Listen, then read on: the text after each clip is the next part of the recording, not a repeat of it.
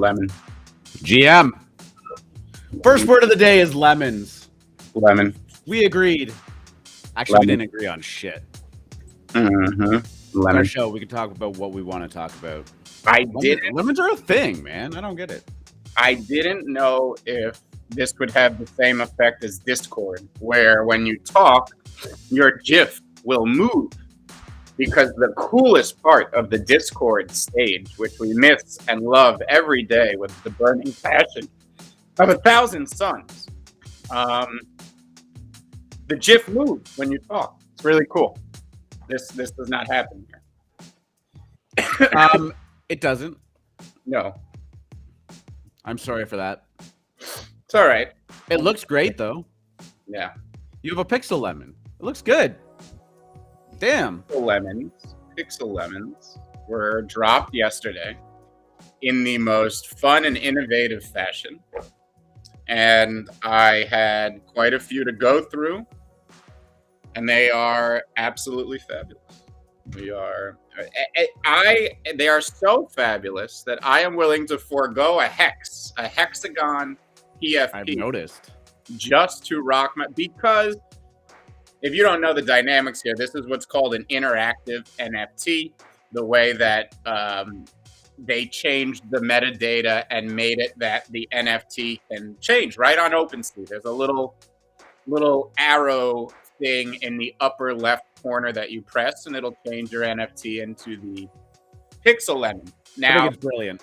Yeah, I think it was great. I was worried that you were going to have to flip your NFT on the website every time you wanted to change it over.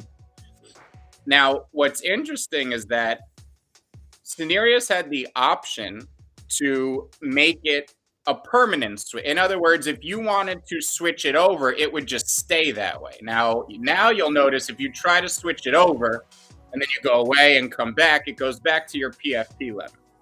That's because Cenarius thought it would be confusing on the Little Lemons page if a lot of the lemons were flipped to pixels and some were flipped to the PFP.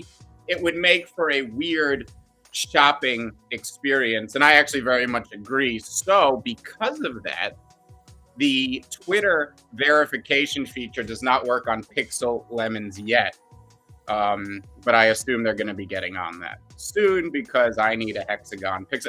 I also am dying for GIF PFPs.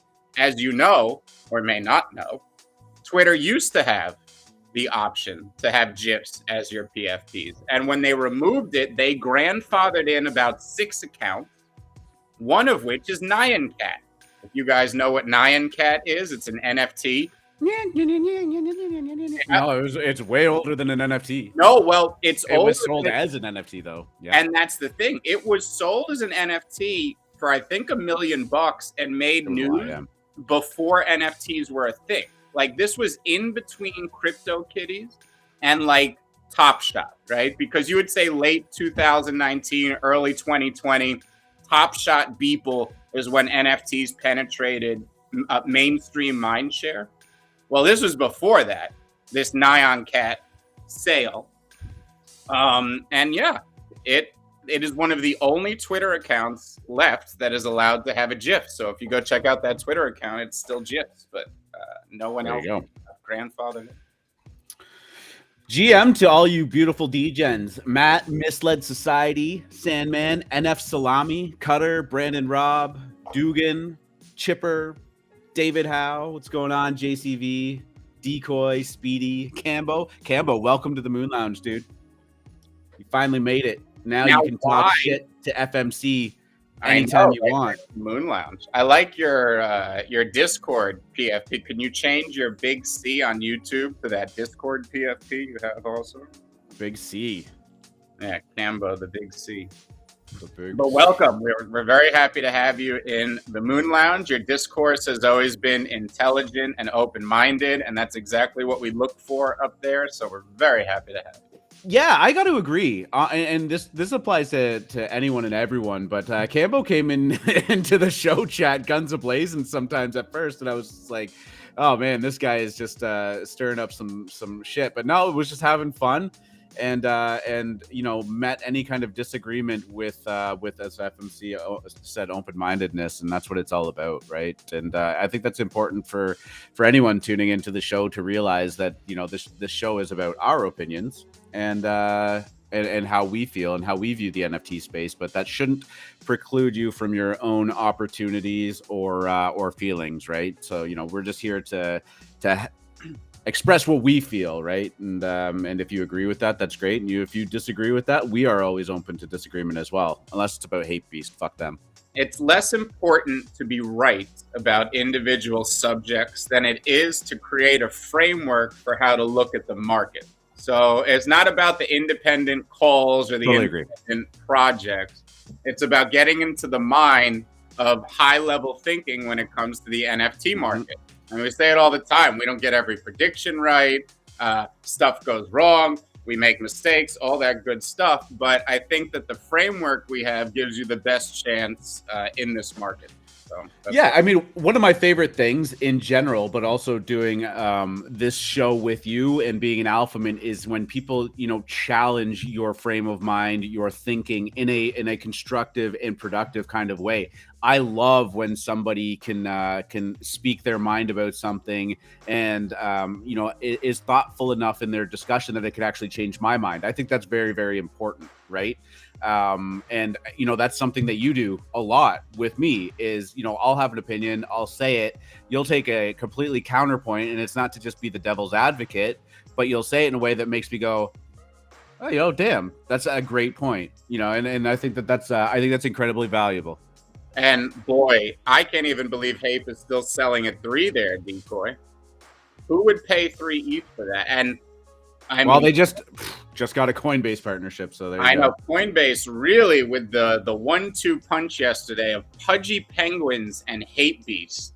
Oh, I didn't even see Pudgy what Penguins. In the sweet Jesus alive is going? What 888 Hape Beast and Pudgy Penguin does? Yeah. Not only that, they tagged an Alien Friends post yesterday with not WGMI, my friend, but WAGME with an A. I am pretty sure that Coinbase has no fucking clue what's going. I mean, these guys are Bitcoin. Let's be honest. When I log on to this fucking app, all they're ever trying to push me is Bitcoin. The first thing that comes up when I hit either trade or sell or blah, blah, blah is Bitcoin.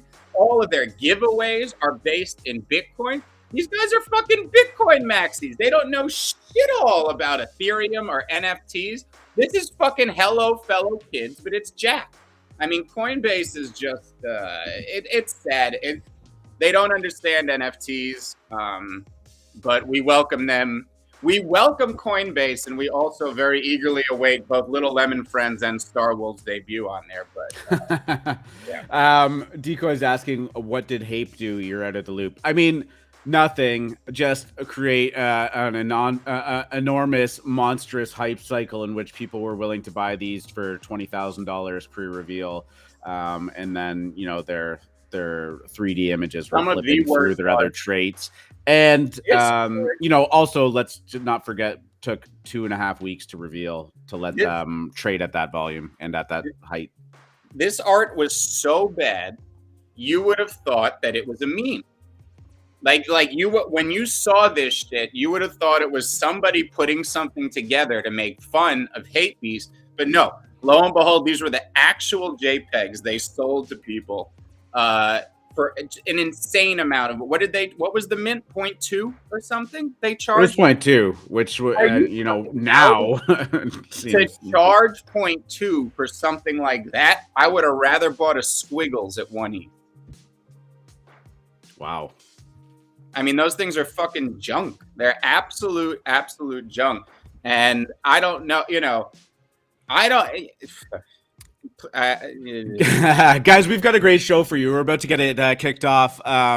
Definitely going to be talking about Coolman's really great run. There's a lot of really good news surrounding Metaverse type stuff that we're going to get into as well. Edenhorde minted out today, which is looking like it's a great project. Little Lemon Friends Pixels, for those of you who are tired of the lemon discussion, Pixel Lemons dropped yesterday, so you're going to be shut out a lot today. Figured out in our team meeting, we actually figured out which Moon Lounge member made the fake account to go into the channel and say, "Why are you guys fucking talking about lemons all day on the show?"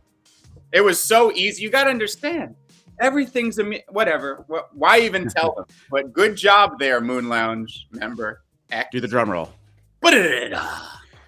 GM Degens, and welcome to the Wednesday, February 16th edition of the AM Show, episode number 73, hosted live on YouTube and Twitch, and of course, recorded for your listening pleasure on Spotify and Apple Podcasts.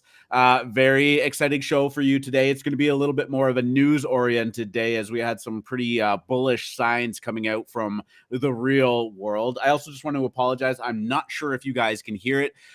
We have like a massive windstorm going on outside, and I really have no way to block the noise. So hopefully it's not picking up, but if it is, I apologize in advance. Tuesday, kind of low key. I don't know. Some stuff happened. Serial Club went down. A lot of what we expected to happen happened. And we're going to break that down in a little bit for you. But free market, what's going on? How is your Tuesday? Hey now, doing well. Lovely. I'm very excited about NFTs and the images that they link to them. As we know, these aren't images. They're locations that you could link anything to. I said on Super Bowl Sunday evening, I tweeted out, "Hello, new people who are getting into blockchain because of TV commercials. Ether is the one that you want to buy to purchase things on the Ethereum blockchain, such as pictures." And somebody responded to me, "Are you sure you're not one of these new people?" And I said, "Yes." And he said, "Well, I only say that because, NFTs aren't images. They're locations on the blockchain you could link anything to." Is that so? Having learned that new fact, I just thought I would bring it to you guys on the show. I found it interesting. It's changed my perspective. I understand these aren't more than pictures now. And now that we know that, we are transitioning into a full-blown Bitcoin maxi show.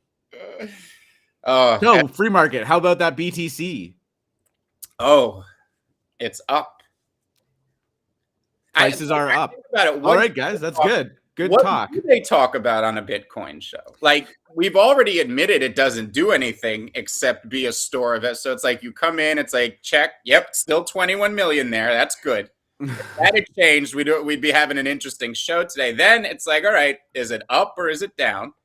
It's a lot of Bitcoin fixes this talk, and I'm actually I know that your feelings are much stronger on it than mine. I still like Papa Bitcoin, but I get it. Yeah, I went through a phase of listening to a lot of it, and then I started to realize that there was again other stuff out there to learn. So. Yeah. One of the thing, and you know what, just going back to our pre-show discussion about keeping an open mind and having good discussion and discourse, is if you put yourself in an echo chamber, you actually oftentimes miss a lot of opportunities.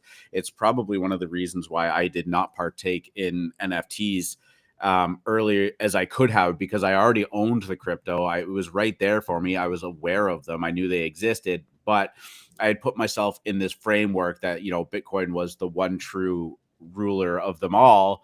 And it wasn't until, thankfully, I joined BitClout and started networking with some other people and started opening my mind up a little bit to other things.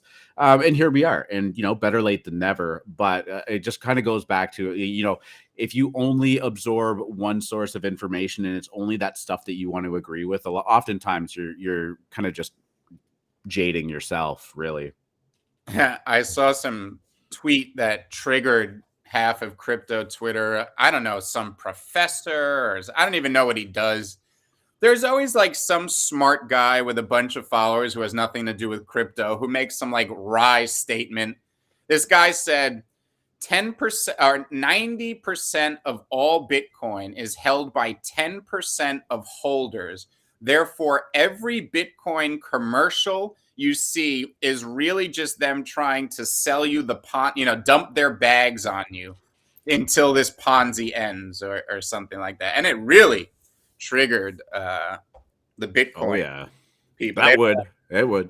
That argument gets under their skin, I think, because I guess well, not to get too sidetracked here. There's two camps of Bitcoin maxis now. There's the original Bitcoin maxis who aren't afraid of the fact that other things exist, and then there's the new wave of Bitcoin maxis who are terrified that everything exists, and they'll frame it as, oh, the noise is distracting from the real truth that it all leads. We're trying to save people from getting scammed or getting the shirts pulled off their back and all of that stuff. And it's really like the original group of Bitcoin maxis will say, like, well, hold up, like, you're being just as bad as those scammers that you think they are, because it's not the only thing that'll exist. And you're actually preventing people from other opportunities as well. Because what if Bitcoin isn't the one? Then you've lied to them just as much as everyone else. Now, it's a very black and white way of looking at it, because there is definitely more room for more one different type of infrastructure,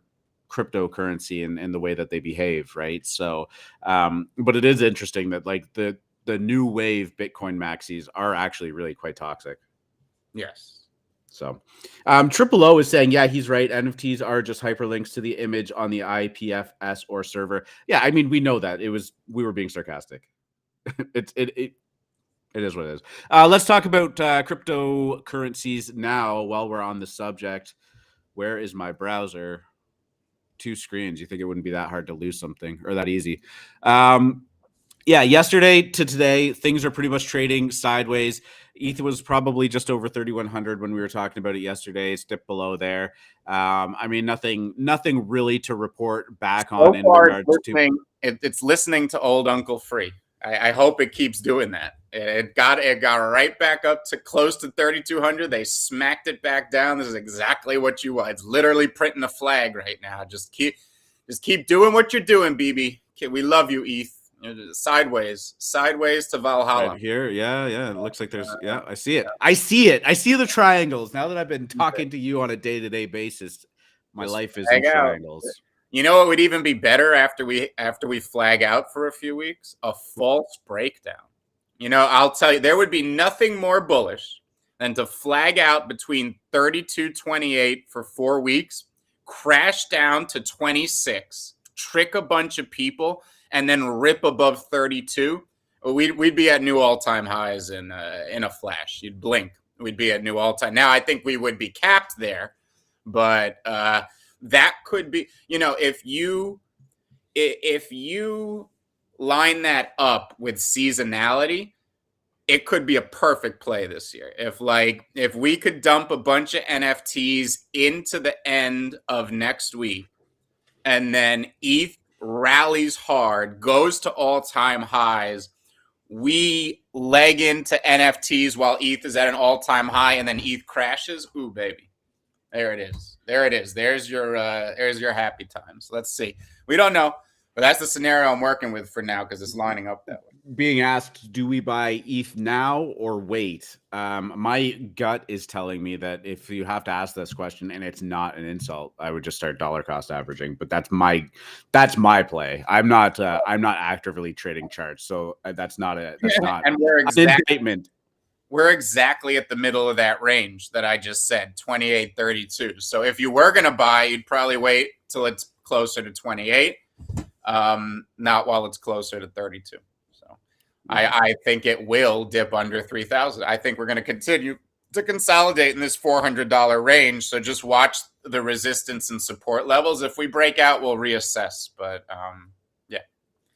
buy at the low. If we think this is a bull flag and it's flagging out, buy at the lower end of that range, and then be patient and wait for it to break out of that range. Faux show. All right, let's get into some news. First news article, really bullish. New York Stock Exchange hints at launch of NFT market with latest patent filing. A recent patent filing from the New York Stock Exchange suggests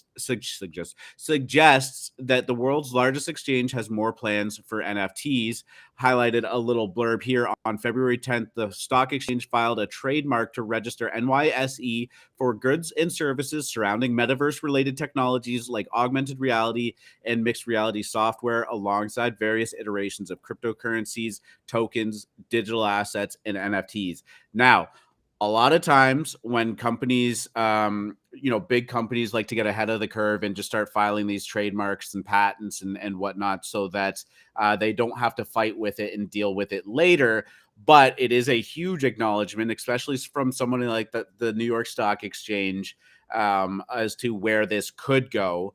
I don't expect to see anything coming out of this in this year or maybe even next year. A lot of times they just sit on it for a while and develop and see where the market goes and see if it's going to be the real deal. But that opens up a huge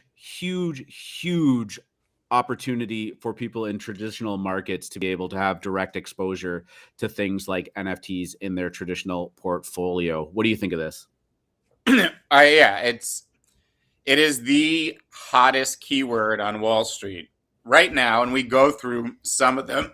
Before it was SPACs and electric vehicles and lithium. That tended to be the keyword that got you moving.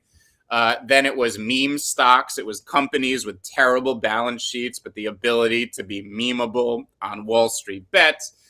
And recently, over the last year, it's been NFTs. Any company that says they're getting into NFTs, any company that debuts saying they're focused on NFTs tends to be received very favorably by the markets. So I am not surprised in the least this is happening. I guess the one implication that would worry me is the New York Stock Exchange deals in securities. We don't want these to be classified as securities. That brings in a whole set of regulations we do not want. It may be inevitable. Are they obligated to only deal in securities, though? Just curious. No. Okay. They are not. But it's like it's what they do. So I could easily see, even if they took it up and didn't say it was a security, the government now pointing to it as evidence that it's a security. Guilty by association, basically, right? Like, look at everything this NFT is doing on the New York Stock Exchange. It's exactly like all these stocks and blah, blah, blah. Yeah, and look, we'll have our lobbying side that's going to sit there and point out all the reasons it's not. But I guess that would be the one thing that was brought to mind with this article, besides the general overall bullishness of the hundreds of billions of dollars that flow through the New York Stock Exchange. We would now have direct access via, daily, right? Yeah.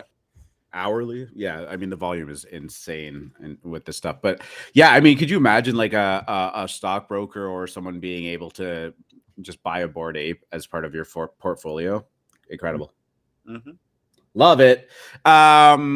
Next on the docket, another big company, Mastercard, to offer crypto and NFT consulting services, may help develop CBDCs. The financial services giant previously developed cryptocurrency cards with WireX and BitPay. I actually have no idea what the fuck a CBDC is. I just liked the headline and the implications here. This would imply that Mastercard has a fully built out NFT team waiting to offer these consulting services, as well as the news that we already know about, that on the Coinbase NFT Marketplace, you're going to be able to buy NFTs with credit cards, including Mastercard. But I think anytime a company like this has their finger on the trigger is a really good sign.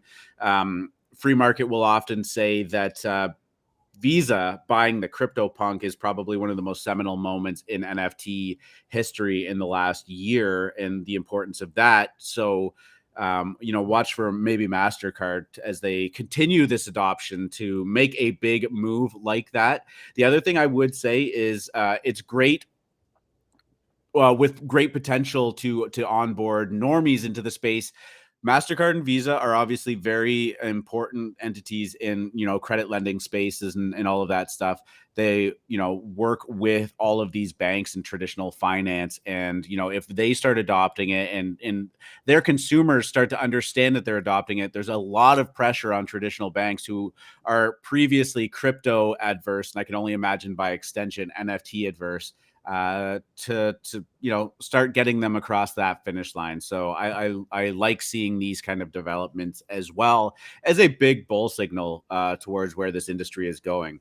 I am extremely supportive of unsophisticated, naive individuals taking something that feels like fake money in ETH and multiplying that feeling by using credit cards, which also feel like fake money, to come in and buy these assets you and I have been hoarding for months at extremely marked up prices. This news is very good, very bullish.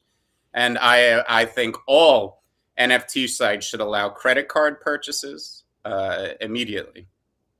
Without any limits or I can't see how that would ever end poorly. It's not about how it ends, my friend. It's how it begins. No, it's how it is right before it. I'm just tongue in cheek. I know, you know. Decoy is saying, I don't want more normies joining, please. Getting whitelists are already so hard. When more people come in, it's going to get worse. Yeah, I mean, probably join the AlphaMint Moon Lounge if you're short on whitelists, unless you're already a member, in which case, don't worry. Yeah, we got you. No, honestly, you're gonna see different mechanics and onboarding tools into these projects kind of grow and develop. It might continue to be more difficult as you fight with more people, but you know, one of the things we often talk about on this show is that a 10K PFP profile picture will actually be considered a low supply in the future.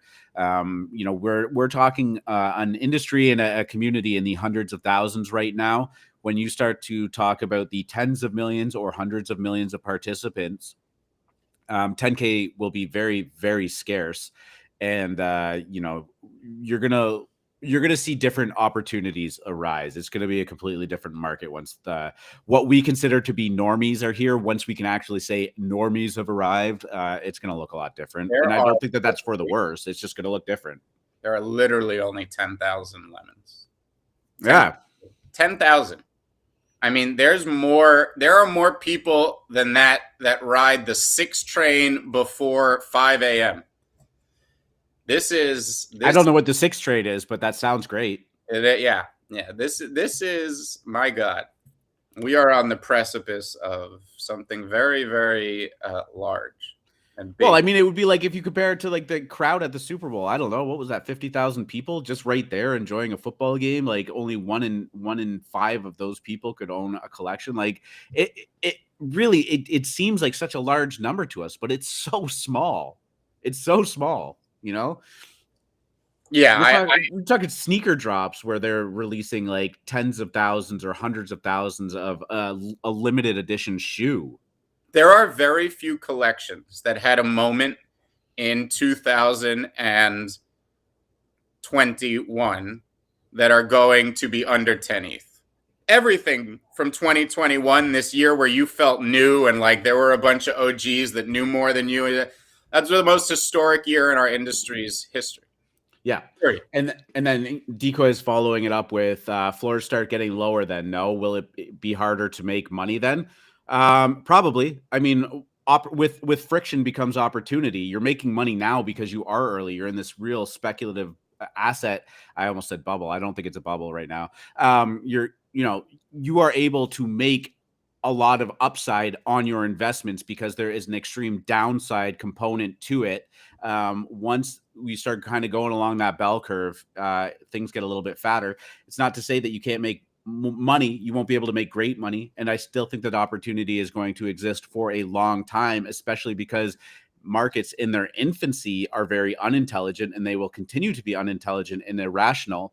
But people make great money on the stock market, and there's millions and millions and millions and millions of participants in there as well. And there's still tons of opportunity. So will it be as easy? Probably not. But will it exist? Absolutely, for sure. Yes. What you know is the NFT market. You are not even going to recognize it in 2 years. You won't even. The person who survives in the NFT market 2 years from now will be the one who could change and adapt to whatever it is very quickly. Because the way we made money last summer is not how we're going to make money this summer. And 2 years from now, it's not going to look remotely like anything that you're seeing. Get it while it's hot. Position yourself. And look at where the trends are going. There is actually a lot more money to be made from the mainstream, even when percentage yields drop dramatically, right? Everyone wants 10x, 100x, 1000x, blah, blah, blah. But you want those on, $200, on $300. You make a lot of money. Once you become an efficient, large global market, it's the opposite. You're looking for 10%, but you're doing it on trillions, right? This is it. So it flips the other way. As long as you're cognizant of that and position yourself to flip with it, you'll be fine. And what I'm saying is look to get more towards the creator side and less away from the degen trading side as the market matures. And no one's in a better position. You're learning the ins and outs of something that very few people have proficiency at. You'd probably be surprised at the level of jobs you could get with your NFT knowledge, just because you've been in here in the trenches learning what's good. I'm not going to be able to find it, but there was actually a great Twitter thread about that. Did you see that? No, it was, do you know? Oh God, it was someone relatively prominent. Maybe Bender, I don't know.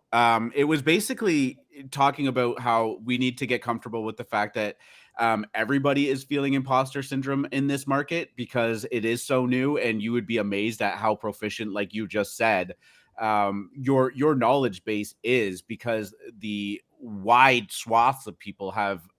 Most people don't even know what an NFT stands for, right? If you know what NFT stands for, you are probably already ahead of 50% of people.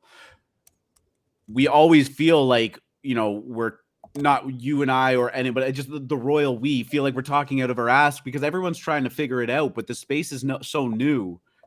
Everybody is trying to figure it out. We are all going through uncharted territory right now.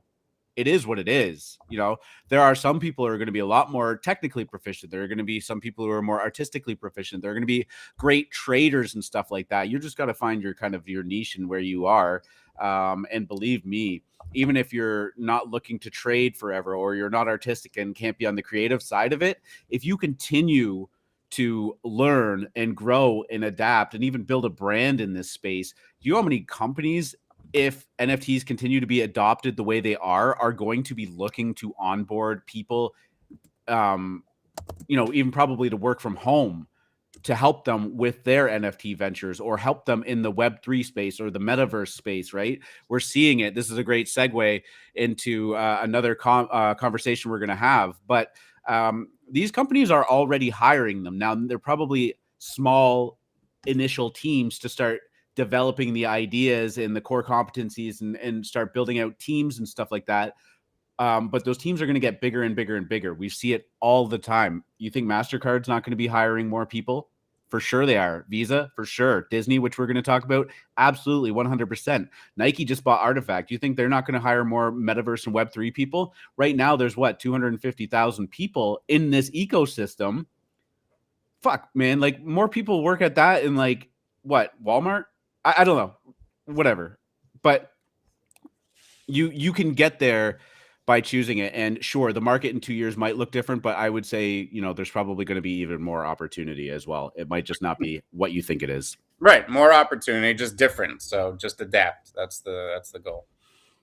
100%. OpenSea taps. Oh, I closed the browser.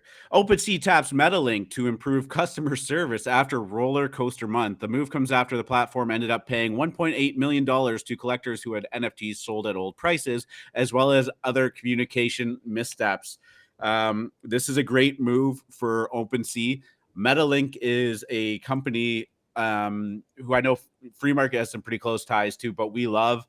They are very bright. They are doing big things in the NFT space. And I think that this is going to be a great move for OpenSea to kind of get themselves back on track, because communication has been one of their giant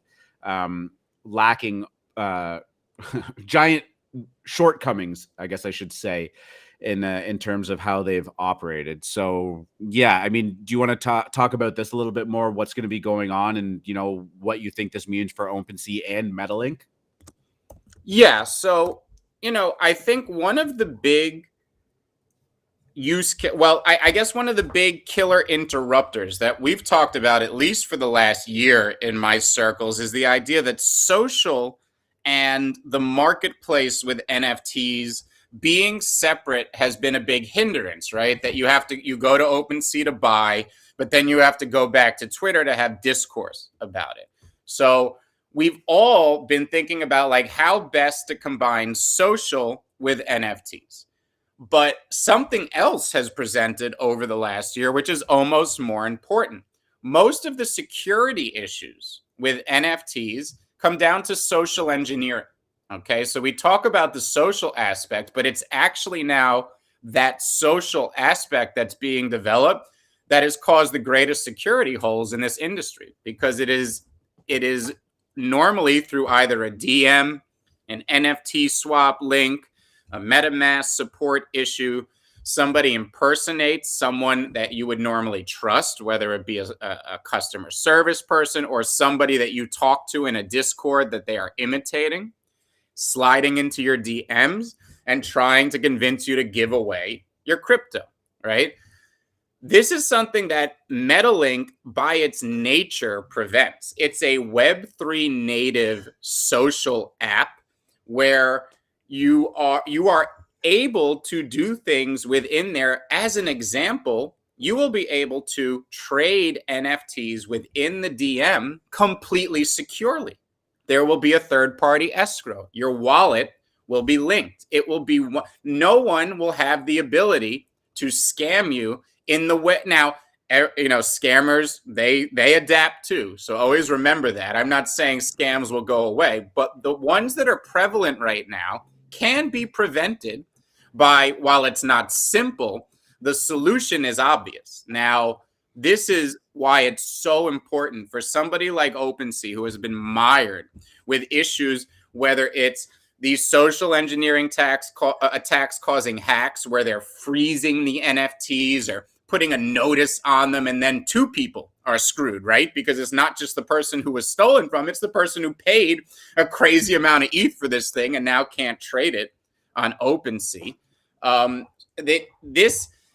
then, of course, the other issues with OpenSea, like the active listings bug, which had been plaguing a lot of people.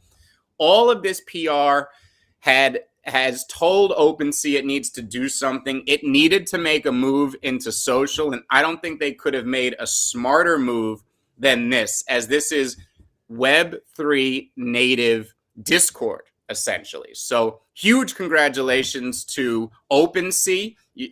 Metalink is it. Congratulations, Jake Udell. This is really amazing, and I'm looking forward to see what this partnership starts to bear out. Yeah, I mean, for those of you who haven't experienced Metalink, there's a handful of collections that will get you onto the platform, and it's constantly growing. Bored Apes, Mutant Apes, Cool Cats, CryptoPunks is what originally started it off at, with Coolman's Universe is on there. I think there's like 12 collections that you can look into and whatnot. It has some really, really great wallet apps and stuff too, trackers. They're building out some tools in there. But it also is basically just a crypto native, or sorry, NFT native Discord, as Free Market was talking about, that, verifies on chain whether or not you should be a part of that community based on your holdings. And I think, when you're talking about the social engineering part of it, that verification just adds an extra layer. Now, as Free Market said, scammers find a way for sure. Whenever there is a large amounts of money or valuable assets moving around, people are always looking to take the easy way on it and try and get your crypto or your NFTs. But this is a great step, and it's actually refreshing to see OpenSea doing something about the some of the complaints that we as NFT participants have on a day-to-day basis about their platforms. I think they're definitely seeing the heat from a platform like Looks Rare, and we're going to talk about it a little bit later, X2Y2, which just hit the scene yesterday. But I just want to read this little blurb that Metalink shared from the OpenSea head of community, Steve Traum. OpenSea will be partnering with Metalink as we seek to engage more deeply with the NFT ecosystem. Starting today, there will be a dedicated OpenSea server toward the bottom of the collection menu on Metalink. Our goal is to create a direct channel for you to interact with OpenSea to get support, offer feedback, receive updates, and to share any other information that will help us better serve you. We will have a dedicated community support staff from OpenSea spending a few hours a day in Metalink, all of whom will be marked as verified OpenSea staff. This is a great first step, and kudos to both parties. I think in terms of an exposure mechanism, this is amazing for Metalink. But really, I think the big winner is OpenSea being able to bring Metalink on, because they are very talented at what they do. And I promise you, this is not a paid advertisement or anything like that. No, because look, we know them. Jake Udell is a friend to you, I suppose you could say that. Like, you guys talk actively and just typically believe in the stuff he does. What I'm trying to say here is that Metalink doesn't necessarily need OpenSea, but OpenSea really needs Metalink. I mean, 100%. It's like there's so many options there and look, I don't think Metalink would have wanted to work with anybody else. I just think that when you look at why I'm making such a passionate case here, it's because most of the problems that have plagued OpenSea can be fixed by Metalink. So I'm not insulting I'm just saying that I think this is a beautiful partnership and marriage, and that's why I'm being passionate about it. So looking forward to seeing what comes out of this relationship. Yeah. We often talk about what OpenSea can do in the wake of these other companies, particularly Coinbase NFT coming online. Customer service is going to be probably, if not number one, top three, but I would say probably number one. It all comes down to customer service and customer satisfaction. Let's move on a little bit. This is just a quick headline. JP Morgan calls the Metaverse niche a $1 trillion opportunity. JP Morgan has launched a virtual lounge in Decentraland while calling the Metaverse a $1 trillion market opportunity. I don't have a ton of color on this. JP Morgan often takes positions and then goes out there and says something is a great opportunity, and then they see their investment go up by 25% because they said some words. But I actually just liked the fact that they opened up an office in Decentraland. One of the big things that I think will be a great use case in the Metaverse will be that combination of reality and Metaverse. Free market often talks about that's going to be the biggest use case for it. But imagine, taking Amazon to another level where, you look on Amazon, you're finding all of these products and whatnot, and you have a pretty good idea of probably what they do, but you can't like physically see it or anything like that. You're kind of just waiting for it to show up on your door. Fast forward a couple of years, Metaverse is thriving, blah, blah, blah, blah, blah. You throw on your VR headset and you start walking through the stores, or you have an appointment with your bank. I am somebody who hates chatting through email. At the very least, I need somebody on the other end of the phone, but I do actually, when it comes to things like my accounting or my banking and stuff, I do actually like going in there and being physically present. There's like a feeling of comfort and trust when you're operating with somebody on the other end. Maybe this is a great intermediate step where you could actually go into the JP Morgan office or whatever bank you have in a Metaverse setting and actually sit down with somebody that is real on the other side of it, right? Maybe you lose that physical component a little bit, but maybe there is this like cool feeling of actually being present and engaging. And, maybe they have some NFTs that are verified hanging up on the wall and you think that's pretty cool. That's a crypto punk there. They have a Fidenza on the wall. This bag knows their shit. I don't know. That's just my long-term thinking of what stuff like this means. Yeah, absolutely. I mean, we talk about the metaverse like it's some far out concept that we're still building, but we exist in the metaverse every day.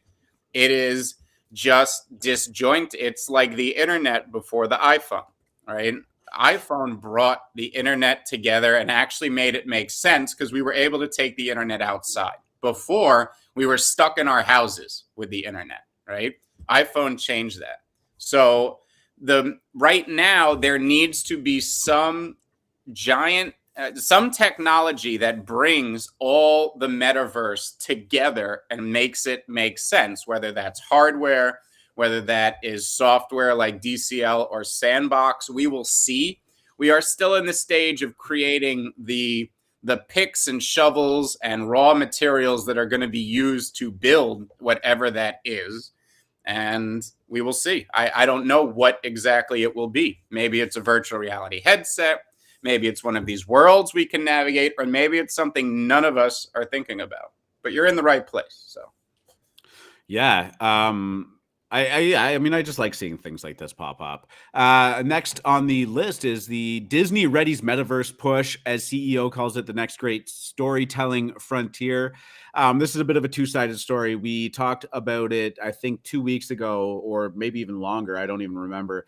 Disney hiring a Metaverse team to start building out their concepts within it. Now, we don't know if they're going to be making their own. That seems likely, or if they're going to be partnering with like a Sandbox or a Decentraland. But Disney is one of those brands that has an incredible opportunity to make engaging, interactive content in a metaverse kind of setting, right? Their IPs are so big and so bold and so epic in scope that you could be talking about, not only the traditional Disney movies and being able to interact within those, but you talk about Marvel. Like, I mean, imagine having your own character and being able to participate in like that Infinity War battle against Thanos or whatever, or, hop into a spaceship and fly around the Star Wars universe and all of that stuff. These are things that I can guarantee you they're talking about how to make a reality and much, much more. They already do that in a physical space in their Disneyland, Disney World. They have these entire acres and acres and acres just dedicated to one specific part of their IP, where you go in there and you just feel like you're part of that world. That's coming to Metaverse. Whether or not traditional Metaverse makes it or Web3 makes it, Disney is going to build this stuff out, and it's only going to further the cause. Yes. If I were Sandbox or DCL, I'd be shaking in my boots at the prospect of Disney coming over. It's the best IP. They have incredible talent, obviously. They literally have a position there called Imagineers. I wouldn't want to go up against the fucking Imagineers. Jesus. I mean, these guys are whimsical. These guys dream up the fantasies we all want to live in. I'm looking forward to it, as I am not the owner of Sandbox or DCL. Yeah, maybe Disney stock's a good buy still. I don't know. Oh, yeah, always. It always is. Yeah, that just is. No. This is one of those few. There are a few stocks that I would say you can just buy and hold for 10 years. Very few. Yeah. Disney is one of them. Yeah. Well, I mean, even just had the success of Disney Plus, ESPN being in there with a huge juggernaut. There's another great example. ESPN. I didn't even think about that, but going to games, sitting in games live in a stadium, a metaverse stadium, and watching a basketball game or something like that. That's all going to exist too. Yep. So, fuck. Now I'm going to go sell everything to buy Disney stock, not NFA. Just kidding. Segue into Coolman's universe here. Congratulations to Coolman's universe for finally breaking that 2 ETH floor. It has taken multiple runs at that and just been swatted down time and time again. But it finally broke that yesterday. It had been building up towards it for a couple days now. We saw it hit 1.7, 1.8, 1.9, kind of cool off in that range. Fast forward to yesterday, Coolman Coffee Dan makes a post. I actually think this was in the Metalink app, wasn't it? That he wrote that. Yeah. He wrote, at 3:54 p.m., I'm about to step into a meeting with Disney, so I'll be back in 30 to 45 minutes. Hope I don't miss too much. Well, in that 30, 45 minutes, it did break that 2 ETH floor. It got as high as 2.5. It has, I'm going to air quote, cooled down to 2.3. But it has, the volume on it has been incredible. They've been very active on Twitter the last few days, as they always have been, but even more so. Coolman Coffee Dan also posted some videos, and other people have been sharing them as well, of like this interactive kind of installment they have. I'm presuming this is in California. Coolman Coffee Dan looked like he was at some Super Bowl parties and stuff like that. And if he's meeting with Disney and actually being there in a physical sense, it seems likely that that's where he is. But this shit is so cool. This is a real artist doing real art things. I know that sounds super corny as it was coming out of my mouth. But I mean, this is the kind of stuff that you're going to look towards for a project to just continue to stay relevant, continue to grow. I'm starting to see the Discord stickers everywhere, people using them as their profile picture, people talking about them on Twitter. And he also tweeted out this, which was pretty interesting. Now, there's some speculation around it and whether or not there's actually some smoke here, or if this was just kind of an artistic throwback to the 90s, but a Nintendo hooked up to a TV with a Specie jumping up and collecting some coins there. Again, this is all speculation, but you got to think that maybe they've been deliberate enough to tweet this out for a reason. And what that is, I don't know. Any ideas? Well, that seems like a pretty obvious message to me. If we look down there at the screen, there is a Specie jumping into the air and collecting tokens. So that seems like a pretty clear message to old Uncle Free here. It sounds like Species will be collecting tokens soon. For what, I don't know. Maybe for a game, maybe for staking, now this Coolman's universe is more than it seems. These worlds, the lore, there's a lot going on here that has not even been mentioned. This isn't a normal NFT project or a normal creator in the sense that he could be the most mainstream artist to do a 10,000 PFP collection in this more traditional manner that we know of. It's very interesting. We will see. I don't know why Coolman's universe would need a token. That's why I'm not sure what the message is, because usually you need a token because you have a game. Otherwise, what's the point? It's just infinite supply for no reason, right? So we will see. I'm curious to see what this is. Yeah, I mean, with that speculation of like not only Disney on the table, but Nintendo, like how big is that, right? Do you put that up against Nike with Artifact? Bigger, not as relevant? It depends on what the partnership is. Like, you know, what would your mind be looking for in that?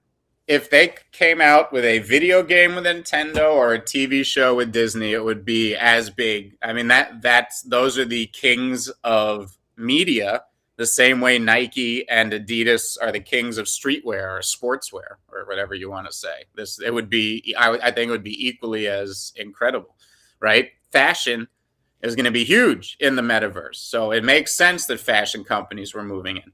Movies, media, video games going to be huge in the metaverse. So it would make sense that those type of companies are moving in. Very excited. I'm curious to see what comes of this now. I'm wondering if more announcements are imminent or if now we're going to be hanging on the vine for 2 weeks. We will see. Yeah, they've been really good at kind of just teasing out information and slowly building out their ecosystem. So I'm really excited for that, and I'm really excited for them to finally cross that 2 ETH threshold. I have no like predictions as to what happens from here and how high it can go. Coolman's universe was one of the projects that at the end of 2021, actually it was the project that I picked to have a gigantic year. And now in hindsight, maybe that seems obvious, but you know, in late 2021, it was only fresh off the mint and we didn't quite have the same context that we have now, but it has just done so well. I mean, I threw this little Specie up here on the morning show just as a little nod to what's going on there. This is my Specie, and I fucking love it. I mean, I don't have any intention of selling this one in particular. We love the Species. I got a Wall Street Specie. You want to know which Species to go for? You got to go for those Wall Street Species. Yeah, perfect. I don't remember which ones those were. I'll have to look at it after. I'll probably recognize it. There's 3 worlds. There's Donut World. Oh, the world. Yeah. Sorry, my mistake. Donut World. There's Dinosaur World, and there's Wall Street World. There's about 750 Species in Wall Street World. Wall Street Wasteland. Yeah, 775. Yep. Yeah, these are cool as shit. Love it. All right. Yesterday, and also I apologize. Someone's saying that is a Discord message from Dan, not Metalink. My apologies. I don't often have Discord in light mode, so it didn't look like Discord to me, but I guess I was wrong about that. I'll live to fight another day. Cool Pets yesterday. The game is live. Milk is live. We talked about it a little bit before the show, or sorry, not before the show, on yesterday's show, how they had set up the liquidity pool. It was priced about 1 cent per milk token. Now it is listed on CoinGecko. Pretty cool, sitting at about 12.5 cents. I saw it as high as 16 cents, although I do think it was even briefly higher than that. I don't, the beginning of these charts are always kind of fucked up, but yeah, I mean, all signs indicate to this going down pretty smoothly. You were probably following this, or were you in the lemon squeeze when this went down? I was in the lemon squeeze. I didn't see any of the milk action. And because it's on Polygon, I always have a hard time finding the price. I guess it's stable there at what, 12 cents right now? Yeah, I don't know why I zoomed out to a 14-day chart when it's only been active for less than 24 hours. But yeah, it had some bouncing around to be done. Let's look at here. It went live at noon-ish yesterday. So, I mean, it seems to be pretty steady around that mark. Once the game really starts to get rolling and these items need to be used and there's the, all of that stuff in play, it'll be interesting to see if they've done the tokenomics in such a way that it is deflationary and continues to add value to the token. I'm very discouraged here. They look at what Rad is saying in the side over there. My mistake. Yeah. I mean, I'm not surprised the token is shitting here and just staying low. The game's now down for a couple. I mean, look, we've made excuses the whole time, and it's just I'm getting frustrated. There's no way to mince words here. I'm like, this game better be really damn good and compelling to play. Yeah, sorry. My apologies. I must have missed that piece of info. I was out for much of the day getting some work done on my car. You want to know a game that's working, my friend? Let me guess. Rooftop Rampage. Yeah, go check your DMs, baby. Bring that up. Bring that up. You'll be able to play it live right here on the show. You're going to be doing it all day because, guys, you've heard of play to earn. Well, have you ever heard of play to whitelist? This is open to everybody, okay? This is get in there. The top scores in 3 days are all going to be whitelisted for mutant kaijus. That's right. Oh my God. Guys. I'm telling you. Watch play it. I'll do it. Watch R2 play this game. I've never played this before, by the way. Okay. Did you play the original back in the day, Rooftop? Yeah, I have actually. You will be very impressed with what's going down here. I'm doing it. Whoa, that's loud. How do I turn that sound down? You guys can't hear that. No, we can't hear it. That's you. I can't hear you though. That's the problem. Holy fuck.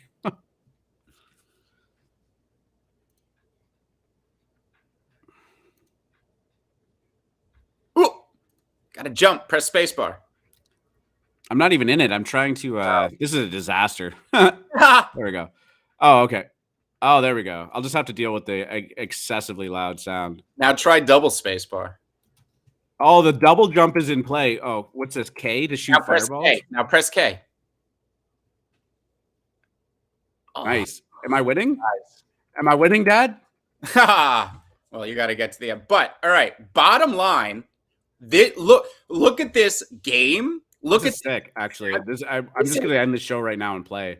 Can you guys tell me how you're not rushing out to buy anything Augmented Labs is? Do you, like, if this doesn't get, you have to understand, this is the pregame. This is a little thing they threw together to make it fun to whitelist for mutant kaijus. Augmented Labs is back there creating a video game of epic proportions, a play-to-earn game of epic proportions. It's going to change our industry. These guys are not fucking around.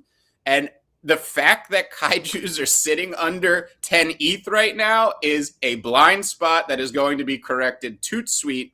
This game is so damn fun. Even if this is not just for kaiju holders. Anybody can go play this game and win mutant whitelist spots. Get out there. This is amazing. I love it. Huge shout out to Dots. We're going to have him back on the show extremely soon to talk about this. I'm in love. I'm in love. Yeah, the music is dope too. Jurassic Forest to say, fuck, man, I'm gonna be playing this after. I need some mutant whitelist spots. So what do you got to do to get in there? You got to get to a certain level. Do you have to be better than X amount of people? I don't know if you said that. The music was blasting in my ear. Amazing, right? So yeah, can you hear me? I can hear you. Yeah. Oh no, I'm just asking. Do you know the mechanism to get on the mutant list to when you're playing this? It's going to be It's going to be the top scores at the end. Okay. Yeah. If you were talking about that, like I couldn't really hear what you were talking about, so I figured out how to turn the music down too late. I wanted people to see that game because like this is not. I mean, this is really, really high quality. Like the colors, the art, the gameplay. I mean, it was smooth, right? Like this is, yeah. So pumped. It makes. It's like the Google offline website dinosaur game on steroids, and then did a line of coke. I don't know. It's awesome. Yeah, cool. Check it out. A lot of fun. So it's the top 100 scores for 3 days, and today is the first day. Sorry, say that again. The winners for the whitelist are going to be the top 100 scores over 3 days, and we are still within the first day, right? I think I like my odds there. I think I could play my way to a top 100 score. Right. What's the link there? I will pull it up for you guys. Actually, I could probably just paste it right now. It's in the YouTube chat. Yeah, also put the Kaiju Discord link there. Hop in there, check them out. The general is a lot of fun. You could see all the announcements, and oh boy, can you see the previews of Mutant Kaijus? I have to say, I think Pixel Lemons improved upon Lemon. Like, it has taken Lemons and the traits he created to a whole new level. I think Mutant Kaijus are doing that for Kaijus. You see these Mutant Kaijus, it will blow your mind. They are so next level. It's crazy. It's crazy. Shout out Dots. Shout out Augmented Labs, Matzo, Tyler, Fong, everybody over there. Love you guys. You know what else is great about Kaijus is they are really good at the tweeters. Like they drop like good links, images, teasers, stuff like that. Like really cool stuff. They also UPod, okay? Under promise, over deliver. This was the most hype project launch ever up until that point. It was before Mecca, right? This was the most hype project launch of all time at the time it happened. That's why they ran up to a 70th floor within a month of debuting. But they didn't come out and start going, we have a huge P2E game going. They let their floor price do what it was going to do naturally. The tide went out, and by December, we were left with the real community. We've built on top of it. It's insane and rabid now. Kaiju's almost got back to the old highs, pulled back a little bit with the rest of the market. And, R2 picked Coolman's for his pick of the year, which was such a good pick. That one's heating up. And I picked Kaijus. We're talking about them back to back. I can't say enough. Yeah. We've talked about this before on the show, but for people who haven't listened and weren't around in the Kaijus thing too, one of the most incredible things about the Kaiju story was that their launch was not perfect. They fumbled a couple times, but boy, did they recover to such success that many people tried to replicate what they did on those recovery kind of plays and implement them into their normal mint. And it was an absolute disaster. It wasn't about what they actually did. It was how good they responded to what was happening, how they did everything really, really fair, how they managed and shepherded that community through some treacherous water. And I mean, right off the hop, they came out stronger for it. It was one of the most masterful displays of, I hate saying the word botched mint, but it wasn't great. And it was just like an incredible display of competency. And if there was any way to turn a disaster into an opportunity, they definitely did that too. They didn't, a lot of projects that are hype will tell you, oh, we didn't expect this much hype. And it's like a cheeky kind of marketing thing. I just really didn't expect the type of hype that they got. And it caused, whether it was the whitelisting dynamics or the minting or then the contract migration and all the, it caused them to have to adjust on the fly and do a lot of things that made them change course, and they made each pirouette flawlessly. Like they were able to just they really it's what got you bullish is when a team responds like that. And we always say betting on teams and betting on people is better than betting on JPEGs, because the market changes, things happen. This is who you have trusted to bring your collection forward. We talk about decentralization a lot in blockchain and crypto and all that stuff. NFTs aren't decentralized because all NFTs rely on a centralized creator or company to bring the project forward. Obviously, there are some that are like literally just art and sell as just fine art. But when we're talking about P2E games or PFP projects, the team is a lot more important than that first JPEG they're selling you. So, you know, that is how I view Kaiju Kings. That's how I view Little Lemons. There are quite a few projects that I view that way, and it's because we get to know the teams. That's why I think interviews are valuable, spaces are valuable. Period. Yeah, definitely. And I'm somebody who spent 20 years in a restaurant, you know, learning the ways there and whatnot. And once I became a manager and you start dealing with issues, especially like customer facing issues and stuff like that, you start to really realize that every mistake is an opportunity to build a lifelong customer, because it's not about the mistake. It's about how you respond to it. And if you respond to it in a good, meaningful way, you show real dedication to your cause, your product, your brand and whatnot, it shines through. And it really does. There is a genuine feeling that the customer will get when you correct a mistake. And it's not about like, oh, everything's free, don't worry about it, it's on us. It's how you actually approach it, right?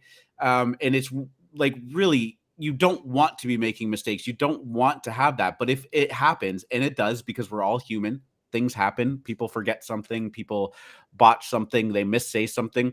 How you respond to that crisis or that mistake will tell you everything you need to know about a team.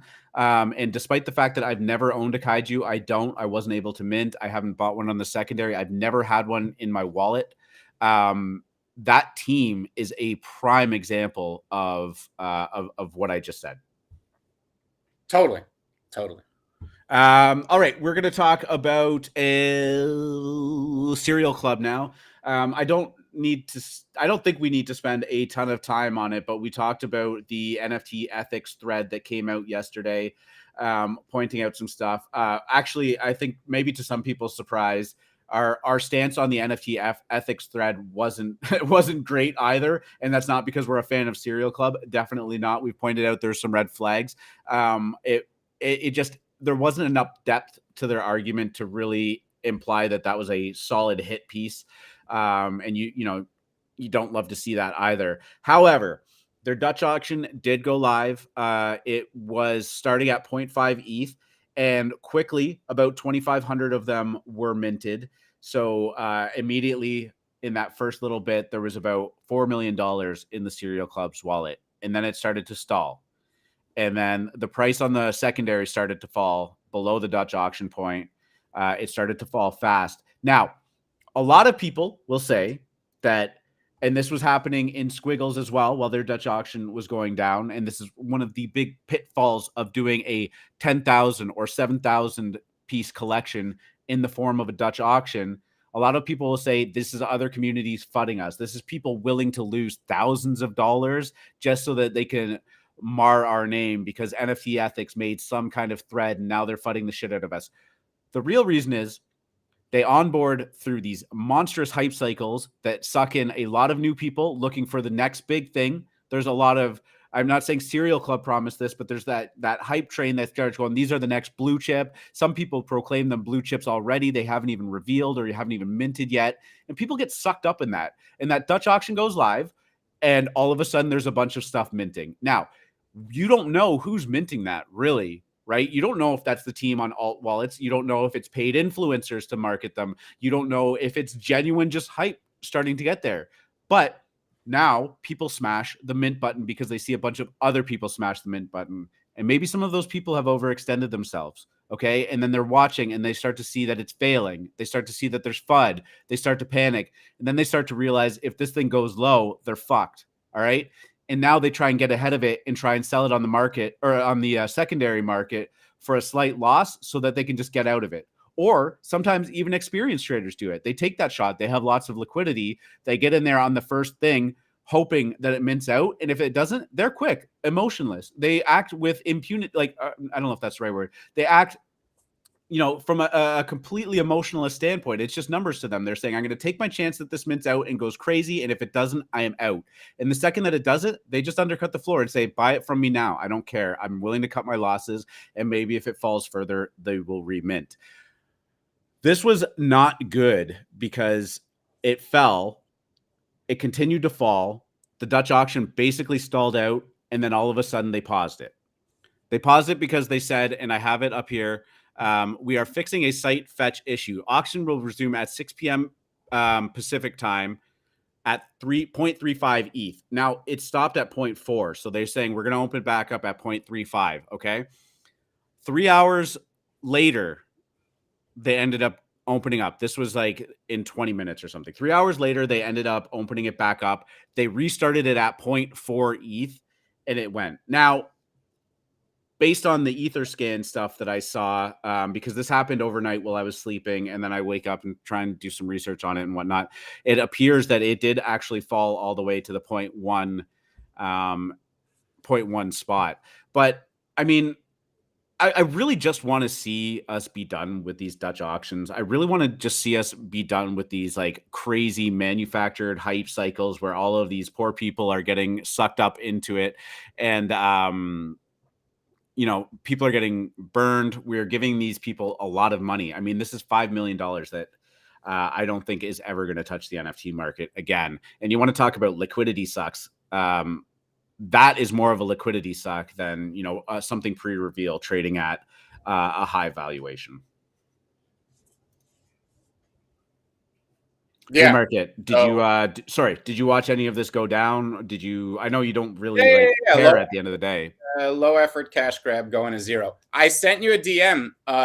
Pull up that link. I wanted to show the AM crowd.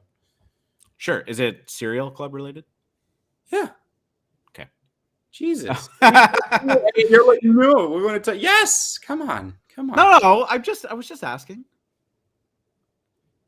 All right. So I asked Twitter, what is the best cereal?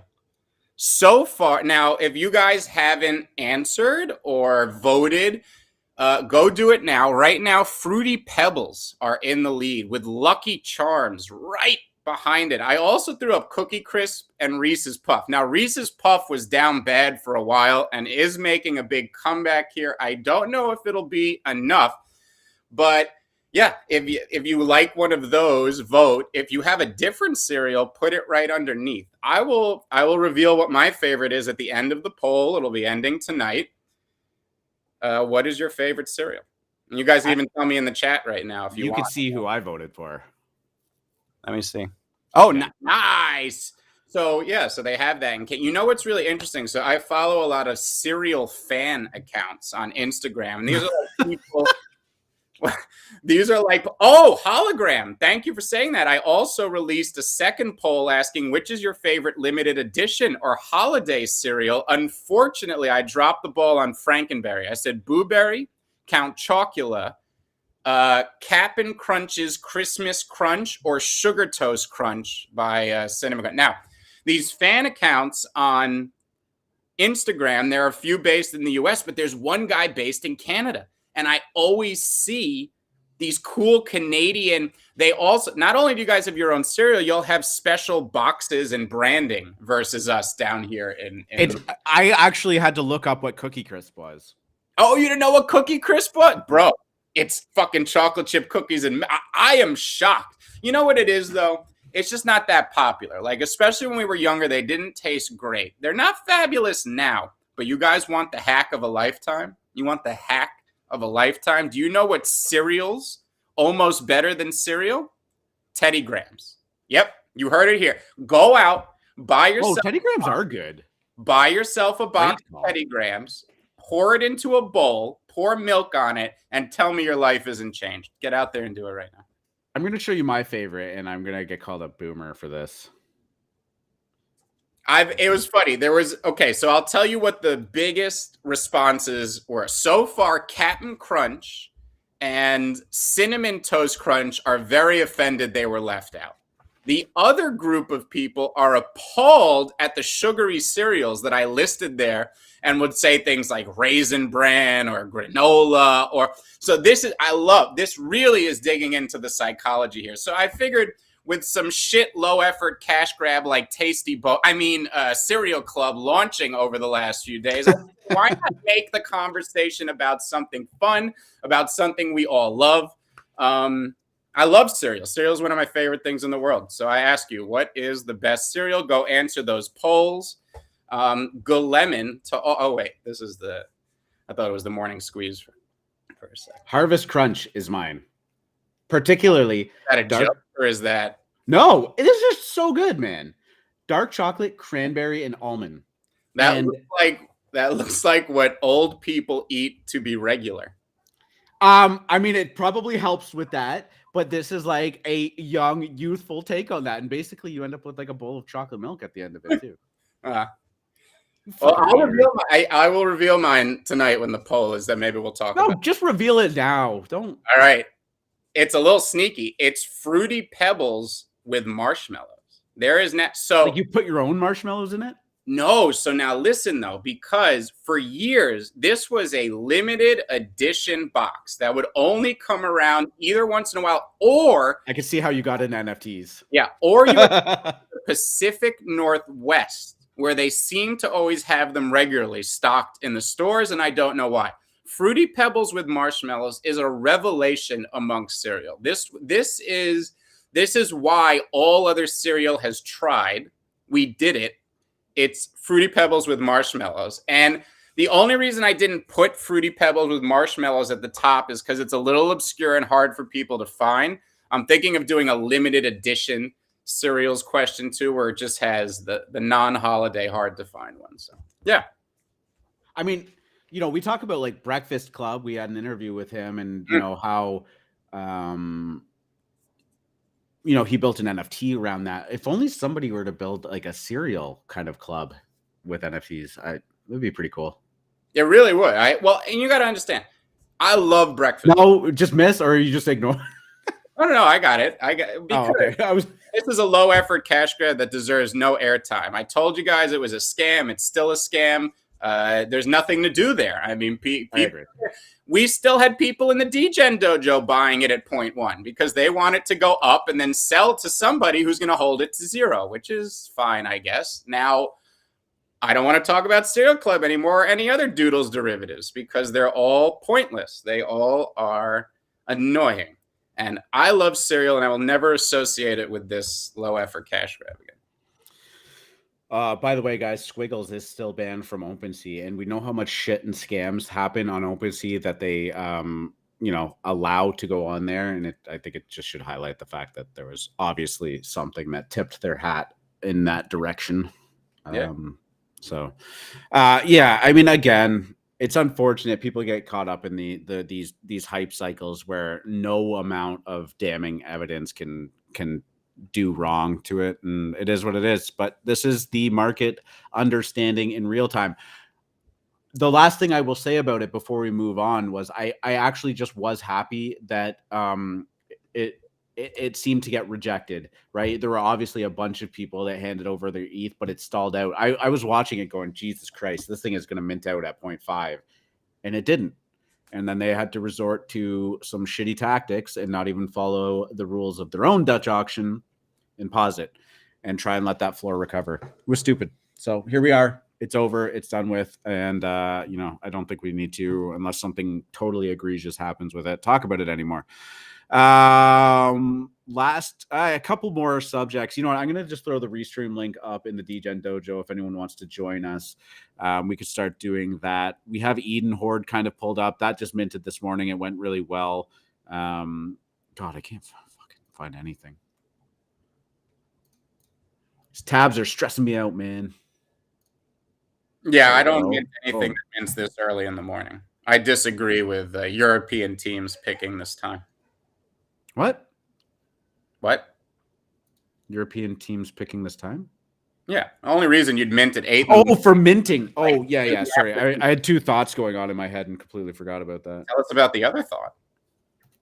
I was trying to get the restream link up into the AM show chat. I'm a one track mind, my dude. You rub your belly and pat your head at the same time. I'm not even gonna justify trying that on this show. I'll try it after.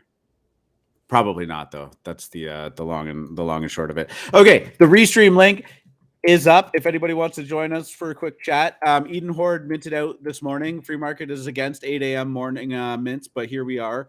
They did well, and I'm going to pull that up on the screen. Bada bing, bada boom. Edenhorde. These look really good.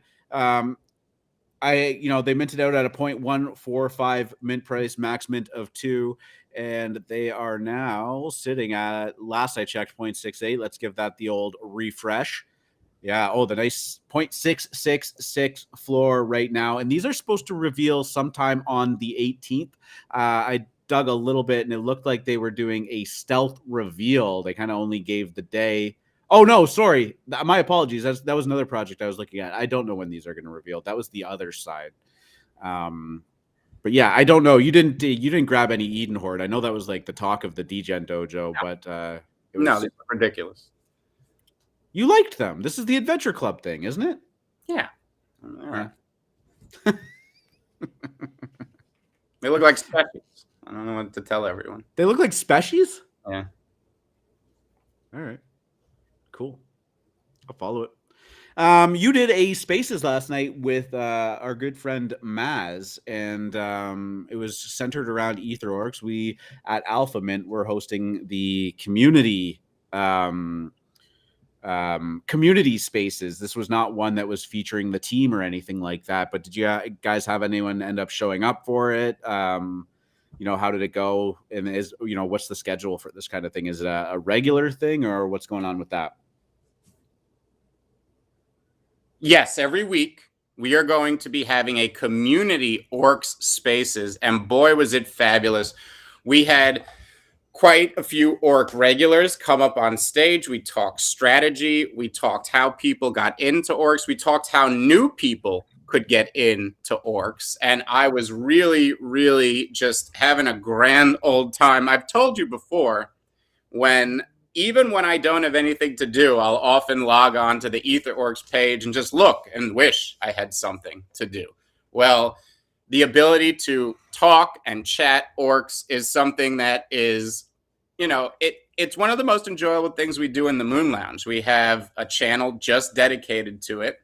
And the game is as fun, I think, as a passive game could be. The strategies are always changing because it's a live marketplace. And it really was a fabulous time last night. So shout out to Virtual John. Shout out to Poof and the whole Orcs team over there. They continue to execute on such a high level. We're 2,000.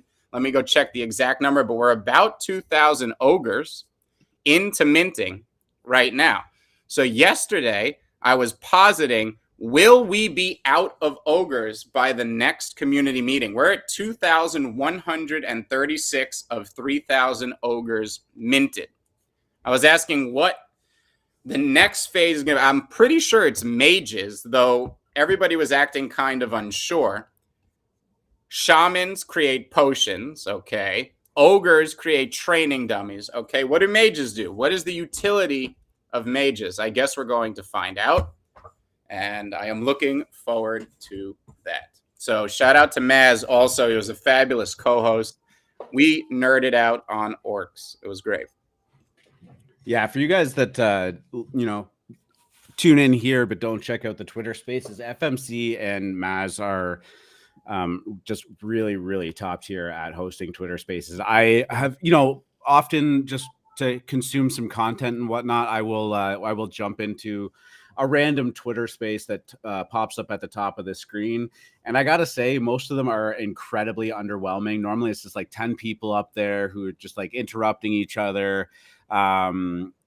just like hot take central. I don't know. Most of the time I'm more listening to it for entertainment value than educational purposes or to better myself. But when I listen to you and Maz, and honestly, I feel like what you and I do on this show here and whatnot, like I feel really good about the content we're actually creating, because I just think that it's something that not a lot of people are actually doing in this space. And I'm not trying to pat ourselves on the back, but I just like, you guys are absolutely incredible at working Twitter like that. And I'm trying to keep up with you. Yeah. Was it recorded? Agora is asking if you can listen to the spaces last night. Yep, we record them all. Go check out Ether Orcs Twitter page, because it was their account that was hosting. Oh, they hosted? Okay, good. Yeah, so go check out the Ether Orcs Twitter page. Yeah, I'm sure if you go check out, if you need the extra step to get there, Free Market's Twitter page will have a retweet somewhere in there. I'm correct in that or not, but yeah. So I guess the other kind of noteworthy thing that happened yesterday was this X2Y2 dropping a new NFT marketplace, kind of a la looks rare dropped. You got a coin drop as well if you logged in, connected your wallet, and you either listed 40 NFTs or NFTs from 4 separate collections. I'll say it was different for each tier. They were asking me to list 50 and or 5 collections, so it was different. Oh, was it? Oh, I didn't even realize. Okay. It was either 3 and 30, 4 and 40, or 5 and 50, and maybe there's higher tiers than my lowly wallets as well. I don't know. So. Yeah, you know what? I mean, I don't know if you've got there or not. Oh no, you said you were having problems listing. They paused. It was right? So unlike looks, it wasn't just a straight airdrop. You actually had to interact with their site. Well, looks rare you did too, but it was a little bit more easy. Remember, you just had to list one NFT. I didn't list an NFT on looks. Yeah, I think you did. I did? Yeah. That was the whole thing. Just log in and list one NFT and you were good to go. Oh, okay. Cool. I don't even remember that. But many years ago. Many moons ago. So you have to approve your collection. For every API you're on, you have to approve your collections for that API, for that contract, right? You're giving this contract permission to trade your non-fungible token. So I went and did that. So there is like a little upfront cost to claim your tokens. It cost me about $40 or $50 to approve 5 collections.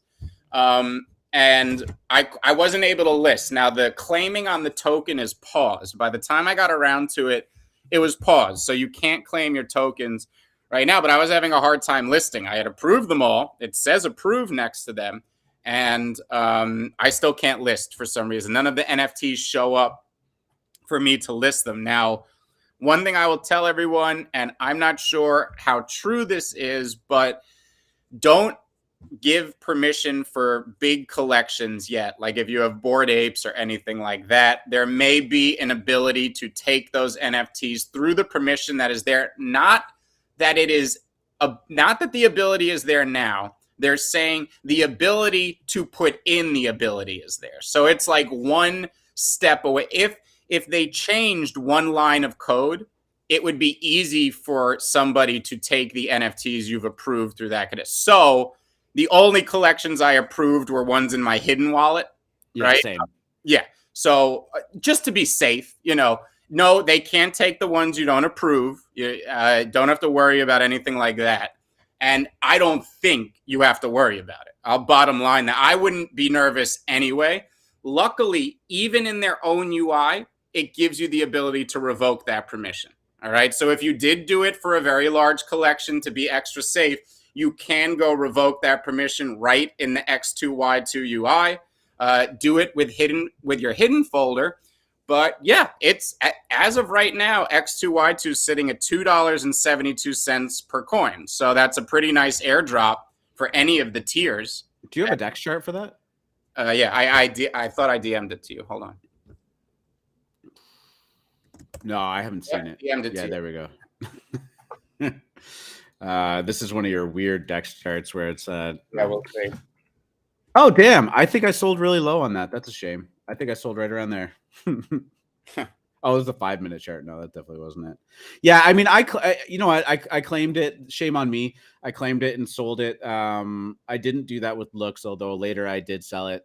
I gotta say, like, I didn't do as much looking into it as I should have, maybe, but I was a little underwhelmed with how difficult it was. Like, you clicked on a collection and then none of them were listed there, and it was actually because the default thing wasn't collections that were listed, and I don't know. I had issues navigating my way around it, and that's really just my own probably impatience that did it.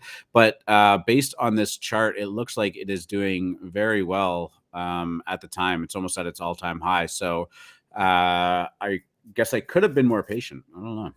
Well, what it is.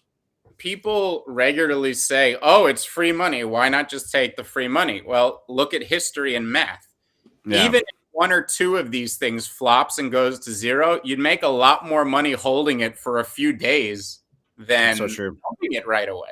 Like, that's what I don't get, especially from the max min profit maxis in our room who are like, "Oh, profit is profit. I dumped right away." It's lit. Like, if you go back and use your trading tools, when has that worked out? I think there's been 2 airdrops I've ever heard of that like instantly debuted and went to zero. I'm talking gas and gas. There was actually another one. Year. Remember year at the end? They did like But what about high profile ones? What about ones with anything underneath? I don't think any of them have ever not been higher 5 days from when they, this chart happens all the time. Boom, there's the pop. Bunch of people who take the free money sell. Then there's nobody left to sell and it rockets. The one thing here, of course, is that a bunch of people can't claim still. And it could be the large majority of people given time zones and people waking up and everyone waiting to make sure it's safe and all that. I mean, if they turn that on, I guarantee this thing has fallen 50% the moment they turn that on. That's no question. I think the thing would be, once they turn it on, maybe don't claim it and try to sell right away into that minus 50%, because there's going to be the same thing again. Everyone who wants to sell is going to sell. And then there's going to be enough people who say, well, why not? Let's just give it a chance. It'll start drifting back up. FOMO will kick in. People will chase it, and you'll be able to sell it higher than into that panic sell. But I guarantee the moment it goes live, we're going to have 15 messages in the DGen dojo. Just claimed and sold. Ha ha, suckers. Yeah, I mean, as I said, that was actually me, and I don't know, maybe I was just in a mood yesterday or something, but I just I took the liquidity and ran, and it has 2.5x since I did that, but I'll live with my decision. You live with your decision now. At $100 a coin, no. I you know what though? I just it's one of those things that like looks rare was first, did it well. Now this is like how many more of these are we gonna get? It's almost like that sub meta. No, it was things, I never claimed gas. I didn't claim gas because I had claimed SOS, and I had decided if anything, gas is just gonna tank SOS. There's no way gas is also gonna be successful. It's just going to tank SOS. And then yesterday, it was a similar situation. There was this X2, Y2 thing. Then there was some other airdrop that tried to launch at the exact same time. People claimed that it went to zero because there's only one high-profile one that could be out at a time. I mean, everyone can't go into 2 Ponzi's. It's impossible. Yeah. Omelt is asking how this compares or competes with OS or looks. To be seen. I don't even know if we know how looks competes with it's kind of got exactly. It's kind of got some cool functionality in that, like, maybe there's a Genie tool where you can mass list a little bit easier, and make things easy with that. I would imagine or hope that those are both features that are going to be launched into Looks and OpenSea as well. They seem like no-brainers, and especially when I saw this. The UI is definitely, I think, a little bit cleaner than Looks Rare, although its immediate functionality was a little frustrating, but maybe that is an actual just tactic because I actually had to click around for a little while to figure out how to claim it. But I don't know. I mean, obviously we'll keep an eye on it, and let us know if you decided to claim and hold, claim and sell. You can also stake it. There is a reward system that's somewhat similar to Looks Rare as well. So I'll have to do a little bit deeper of a dive. Maybe I'll just make a note to click around on it today and figure out what's going on with that in mind. So yeah, I think it's a very similar UI to Looks, but it had some things I liked that Looks didn't have. And, you know, everybody was bowing down at the altar of Genie.xyz until Gem came along, and now Genie's dead on the vine. You know, nobody uses Genie anymore. It's all Gem sweeps, right? And it's just because Gem is a better product. That doesn't mean Genie can't reiterate. But when we've been talking about Looks, and this was before the halving, because we told you what was going to happen with the halving. But before the halving, we were talking about what is the long-term kind of bear case? What's the devil's advocate with Looks? And it was, one of the points was other marketplaces launching with the exact same model and a token. If they're even remotely successful or high profile, that is going to remove attention and capital from Looks, because now there's this new shiny thing we can play with for however much time.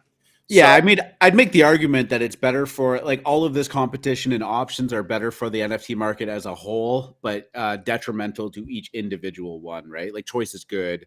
Options are good. A competitive marketplace where they're all kind of pushing the limits of what the other one is doing.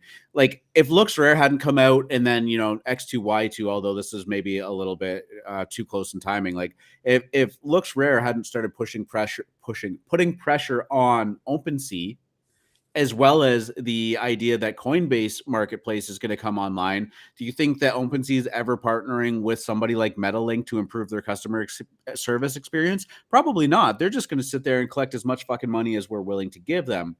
But this competition, this idea that other people are trying to dethrone them, makes them go on their back foot a little bit. Now they got to dig into their profit margins a little bit to be protective of their moat. And I think by and large, I'm not sure who wins, but I do feel like the fact that all of these are taking place just means that we win. Yeah, exactly. I mean, always, because once people stop competing on token and UI, they're going to start competing on price. And that's the next, you know, race to the bottom, so to say. UI is a race to the top. Price is a race to the bottom. There's a reason why in Canada I am paying fucking almost $300 a month for 2 cell phones. Because there's 3 goddamn cell phone companies. Nobody else can compete with them, and they will just take you for whatever you can. Mm-hmm. Competition is healthy. All right, chat. Give us some stuff if you want to talk about it. I'll start pulling some stuff on screen. Free market. What else do you got? Anything you wanted to touch on while we're here hanging out? Probably go for another 20-25 minutes. Well, don't look now, but dick butts are flying. 20 is that right? 20 ETH and a 15 ETH sale on the dick butts. I don't know how hard I've had to pound the table on dick butts. Okay. This interesting verbiage for a project called Dick Butts, but okay. Keep going. Thank you. I expect the price on this to rise and be very high, because they're a meme. They are from last year. You couldn't have a better collection for the media, for the news, right? Anytime the news wants to point to how ridiculous NFTs are, they're going to point to crypto dick butt. Like, yeah, try explaining to your accountant that you have it's the best meme. Capital gains on your dick butts. It's the best meme in NFTs, hands down. And I am very, very bullish on them. I think 1.2 is a steal. And everyone should have a dick butt in their life. Love how it just says keep away from children. Like, great disclaimer. Yeah, you don't want children touching your dick butt. That's very weird.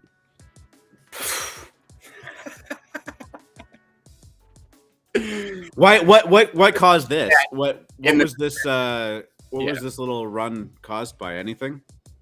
No, I just think it's meme. I just think that it, you know, and I swept a lot of them. Holy fuck! That's what I'm saying. And I've seen people talking about them recently, right? Like, this is an example of a collection that was that had a moment, right? I always talk about this. Had a moment in the most historic year in our industry ever, and it's one of the most memeable and also reportable NFT collections. So I think these are a blue chip in the making, future blue chip. No cap here. Crypto dick butt future blue chip. You heard it here. Maybe not first, but you definitely heard it here. Wow, the volume on this is absolutely. I can't even. I'm not playing. I finally scrolled down to reach 2 days ago. They're moving. Yeah. Wow. They're going to 5 ETH. What were they at originally? 0.8 ish, 0.7. Yeah. They had gotten really low Incredible. in December. I forgot what the low was. It was like 0.4, maybe even lower. Mm-hmm. Financial advice or not? Well, you can, We don't give financial advice. Nothing is financial advice. Talk about the things I love. And the things I love, I have found that rich people love them more, which allows me to charge a premium once I decide to get rid of that asset. Crypto dick butts. JRP is... go, sorry. No, I said buy things rich people like. Simple game. Easy game. Did you guys talk about Times Magazine? I know you went over yesterday. I got a friend that got the Cool Cats edition. Good for him. Nice. That's a good one. They pulled the Klon Vinny collab. Hell yeah. So yeah, I didn't realize also you can either roll a single or a dual edition where you either get one or the other, or you can get both. Yeah, Yeah, so you can get the Klon one, you can get the Vinny Hager one, or you can get the dual edition where you get Klon or the artist and their partner artist. You and I actually did we get 2 yesterday? I got a double as well. I got a double too. It's still a floor one. I don't think that it makes them extremely more valuable, but I think it's just a differentiation a little bit. No, but I'm saying there's 2 of them. We now have 2 that are worth the floor, is what you're saying. Yes. Oh, yes. I didn't lose 0.1 yet. I got to go look at this. No, it's the same NFT. It's just like split into two sides. I'll show you. Oh, mine's a double. I don't know.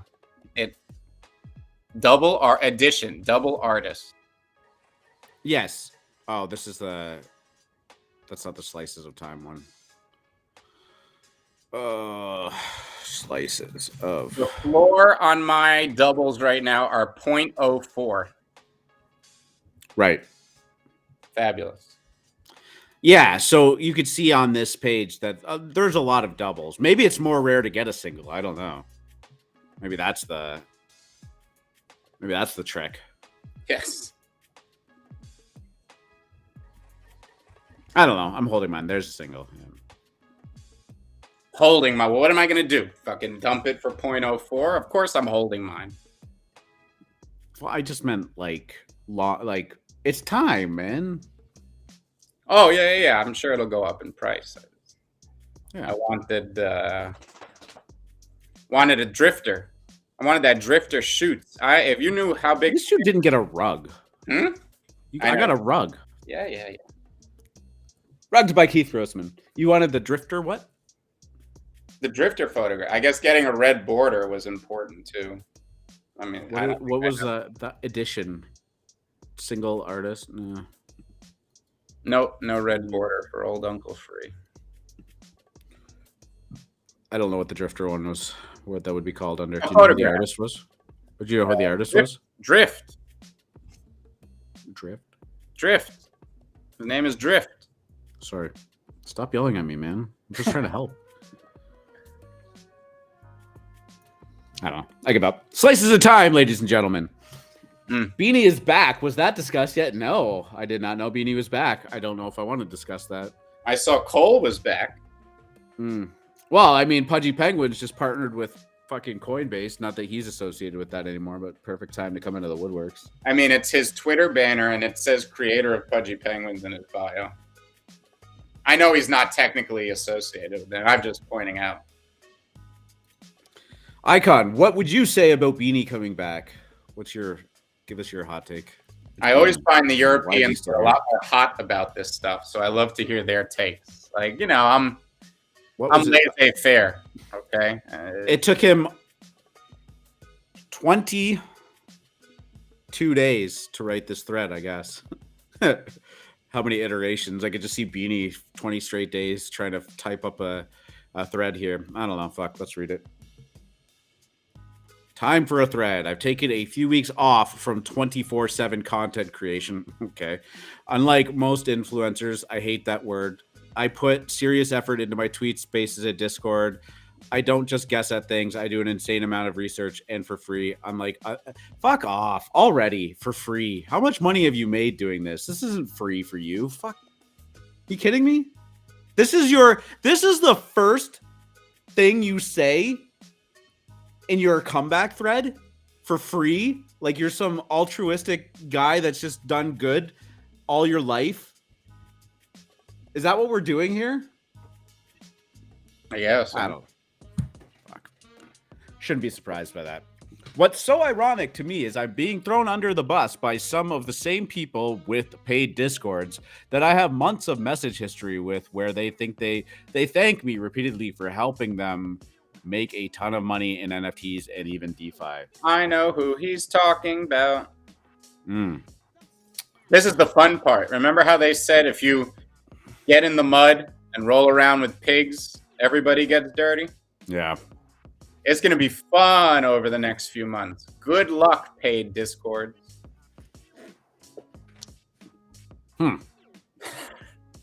Good luck. Can't wait. Sitting here with my popcorn. Right. Well, there we go. It'll be fun to watch that go down. Icon saying, obviously, he only sheds a spotlight on NFT ethics only post where they were being diplomatic. Yeah. Yeah, I don't know, Beanie. Don't know him. I did notice he was gone, but I guess I'm now noticed that he's back. So here we are. What else we got going on? Oh, sorry, go ahead. The Pixel Vault PFP. Didn't they like push him away? I don't think he ever changed it. I think that was amidst him going radio silent for a while. So rugging, Melt, rugging is not a moment in time, as people like to say. Rugging is something that happens long before the project even mints. It's a process. I knew you were going with the process. Bottoming's a process. No, and he's bringing up Tasty Bones. I mean, Cereal Club again, and he's asking if it's a rug. And yes, they are rugs, and they will eventually be zero. Why in the fuck do I have 100? Oh god. What do you got going on today? What do we got going on today? Today is Wednesday. I have that going on. Let's see. Waiting to claim my airdrop so I cannot dump it and laugh at the people who do. Watching Magic get to $5.60. That's the real price. I confirmed it with other people. Smoles and Swoles are still 50% below the top. So I don't know why everybody's celebrating. They all believe in this Magic ecosystem. I don't know anything. I just do what Icon tells me to do because he's smart and his laugh is affable. But I don't believe in it. I'm just doing what they tell me to do. And so far, I'm down 50% after saying I wanted to sell above 4 ETH. But I'm still trusting You sound like that aunt at Thanksgiving dinner when their nephew or niece was talking about how good crypto's been doing, and they bought the Ethereums. Yes. And now they're like, can the devs do something? I have quite a few people in my life who I've built relationships with who I trust implicitly. I will do what they say. And even if they get something wrong once or twice, I don't care because I know their track record is so good. So that's how I feel about Icon and Lucas and quite a few people in our DGen dojo. You want to see Free Market's face when somebody doubts Icon?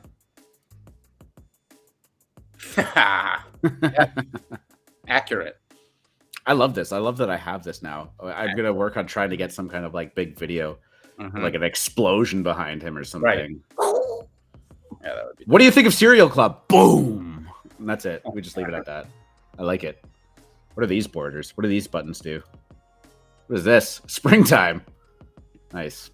Icon, I just got a new ogre And for some reason, he is not automatically grouping himself with the other ogre. He's like up there with my Genesis orcs, and it's really giving me like OCD pain right now.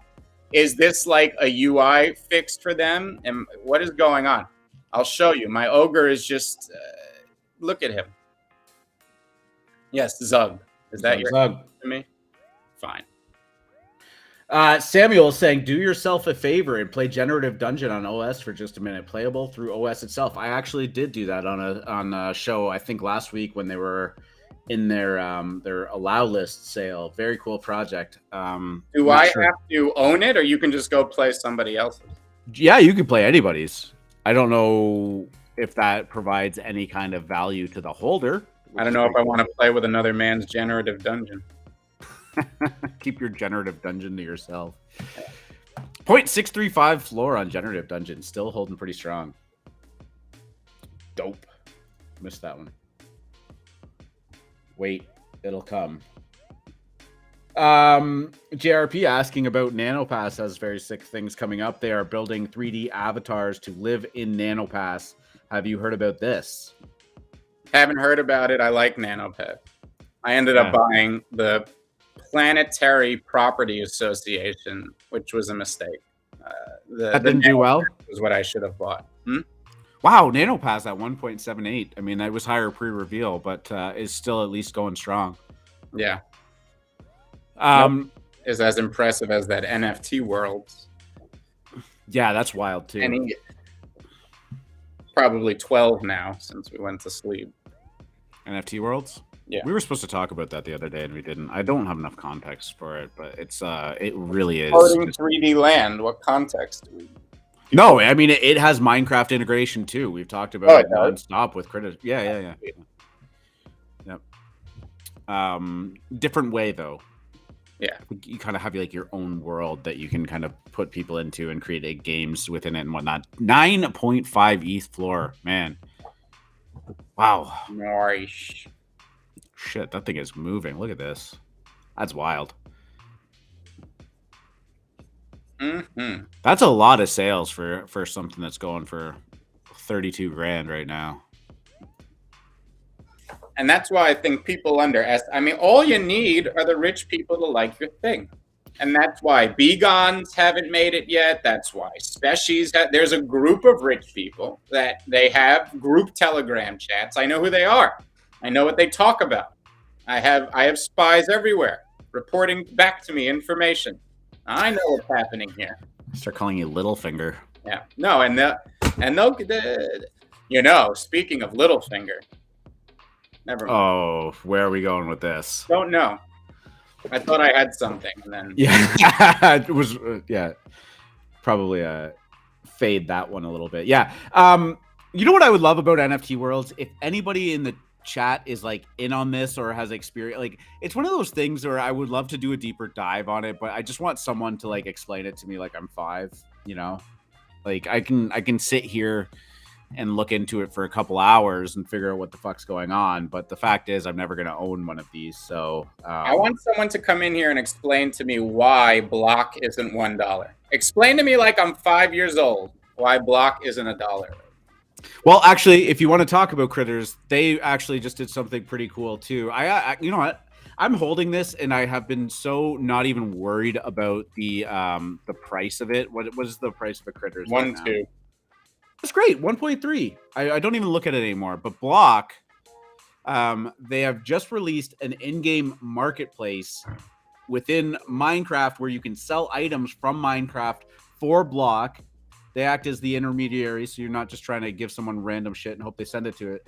I don't know the mechanics of it, but it is gasless too, which is really fucking cool. I'm assuming there's some internal checks and balances that they might be able to just flip around on the blockchain via these transactions, but really cool shit. The biggest effect has been in staked critters. If you go see the price of staked critters, they've gone from 0 to 0.024.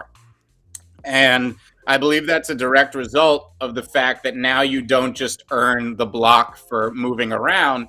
Now you can actually earn block for selling the stuff you mine. So the pay in which somebody who rents a critter has probably gone up at least 2 times, if not more. And now you are seeing that reflected in the rental price, which to me, that's the best part for me, because I got 3 of these things, and right now I can rent them at $80 a week. That's not bad. That's $240 a week that you're getting on top of whatever block they earn you. And I don't care as much about the block right now. I don't sell it because I think the price is depressed. So I'm just waiting for block to go up. I am going to approach this game in a profit maxi way. I don't play Minecraft. I'm not very into it. So I am going to just be selling my block. I'm just waiting for much higher prices than they are here. Yeah, I mean, if you want some encouraging signs, one, they have already said that block will be capped. So eventually, whatever block is in the ecosystem, I'm assuming this is after they're done with their burn mechanics, will continue or will just exist like that. And 2, them implementing the marketplace is a step in the right direction. I mean, we talk about teams that continue to just do things and build, like they've definitely been doing that. We haven't talked about critters much at all in the last couple of weeks, but a lot of excitement around that when it first came out. And I got to say, I'm actually really impressed with the fact that it has kind of bottomed out around 10 cents, right? Like it has held this for quite some time. And I'm curious as to what would make it break down lower than that. And I don't really have an answer. Other than the game just like ceasing to exist. No, I think that this price is the correct, like this is price discovery. This is an efficient market based on the mechanics they've created for this Minecraft game.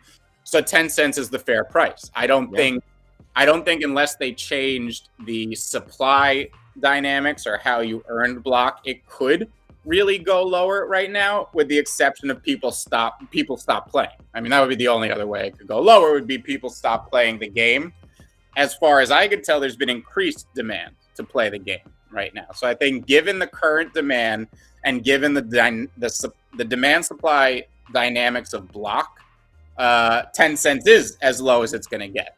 But there's also no impetus for it to go up, right? Like there's no reason really until you see a massive amount of players start moving into the game, making block more rare. And of course, people wanting to do things with block beyond just selling it, wanting to buy supplies and build things just for the fact that they want to build them, things like that.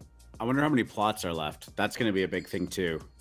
13,000 plots minted, 22,000 total. So wow, it's gonna the burn rate of block into plots is going to start getting a lot steeper. As these kind of mint out, they're going to be more and more scarce. Land that is good is going to be more and more valuable. Here's my thing. Okay, we've had this for what? Over a month now. Was it January? 2 months? Oh no, these were a slow mint. I can't remember. When did these mint? Sometime in January, right? Yeah, I forgot the exact date. Or late December. No, it was December. It was like the last week of December, or second to last week. Yeah. Okay. Anyways, regardless, most games that we've seen, people absolutely lose interest by now. The token is fractions of a cent by now, and it's just forgotten about. Throw it in the hidden folder. I mean, this is holding so strong, right? The floor kind of hit 0.8 on the critters for a little bit. Now it's back to 1.3. I think it's a nice slow build for me. It's because Minecraft is fun to play. I think there's a lot of people that would be playing it anyway. And while this isn't the most advanced version of Minecraft, it was still addictive back in its early iterations. I think it's addictive now. Throw a little money in there, and I'm not surprised. It is where it is. For sure. Oh, Cass was up here and he's gone. I was about to bring him on stage. Cass, come back. My thoughts, Chipper How, on Adamverse is a lot of people in the DGen Dojo like it, and I would trust their opinion more. I was suspicious of their whitelisting method, so I didn't want to get involved, and I'm not a fan of the art. That is not to say it's not going to cook. I think you should ask other people. I didn't do enough research because I didn't like the art, and I didn't like how they began whitelisting people. So go check with someone who's bullish on it. I think they'll give you a good case for it. Matt is asking, do you guys think the long lost is due for another run? I mean, we talked about this pretty briefly. People brought it up. I mean, I don't know what constitutes due for another run. Just trying to pull it up on screen here real quick so that I at least have the visual. Blah blah blah. There we go. Should be it. OpenSea, don't fail me now. Yeah, I mean it's at a 0.16, 2,400 ETH in volume traded. We're getting to a good ownership distribution. I didn't end up buying one of these, not for any particular reason other than I didn't. The volume looks pretty consistent and constant. I'm seeing sales above floor, which is never a bad sign for a project that people kind of feel has bottomed out. Do I think it's due for another run? It's anyone's guess. Did you end up picking up any of these? Nope. I think that I see them everywhere, and people are talking about them a lot. So I think that this community probably has some legs, and it'll have itself another moment. I didn't buy them. Not a fan, but I actually think they are going to go higher than the price is now. So if you own them, I'd be optimistic about the entire project. They seem to at least have their own style. Definitely. No knocks. I wouldn't judge anyone who loved it. Everyone just has to stick to their wheelhouse. Mm-hmm. They're nice. 10 days. I mean, here's the thing, right? 10 days is, we are constantly bombarded by stuff like Azuki and CloneX and I'll be honest. These are the type of projects that make me worry there's too much supply out there. Like, it's pretty good art. You know what I mean? Like, this would have been a great 6,000 supply. There's just a lot. There's a lot of projects that have very good art. There are a few that have soul-grabbing, life-changing, bring a tear to your eye art. So that doesn't mean a project has to have that. That's kind of how when I see a project like this, I get worried there's too many projects out there. But I think these are going. Oh, that's what you're saying in terms of supply. Yeah. Gotcha. Sorry, I thought you meant like the supply of the 10,000. No. Gotcha. My bad. I like the ones in the preview there. That clear one is cool. Plus, I hear there's ones with Cool Cat hats. I love everything Cool Cat. So. Yeah, I always like. Maybe the cool pets are frustrating me. Yeah, they had the Cryptoon Goons. It's a great project. Yes. Good looking ones there. The Goku one, clear. I fell into an Instagram hole again yesterday, and one of the videos was 5 projects in Gary Vee's wallet that haven't mooned yet, and one of them was Cryptoon Goons. So shout out to Jesse and the team over there. I have a hard time saying that one hasn't mooned. That you got to understand. To the outside, they don't care from 0.1 to 0.8. That doesn't mean anything to them. They need like 300 ETH sale. Like, that's what grabs attention of people. Oh, this is the wrong collection. Fuck. That was Crypto Goons. My bad. I mean, this has been a nice rise up to 0.7 ETH floor. It was up as high as 0.9 for a little bit there. They had a great run when Gary Vee was talking about them frequently. I fucking love the art on this one, though. Yeah. These turned out so well. For a non-traditional profile picture, they fit it in that circle really, really well.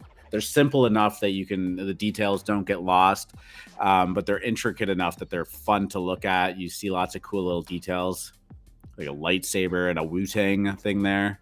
Some of them are wearing Yeezys. It's a good project.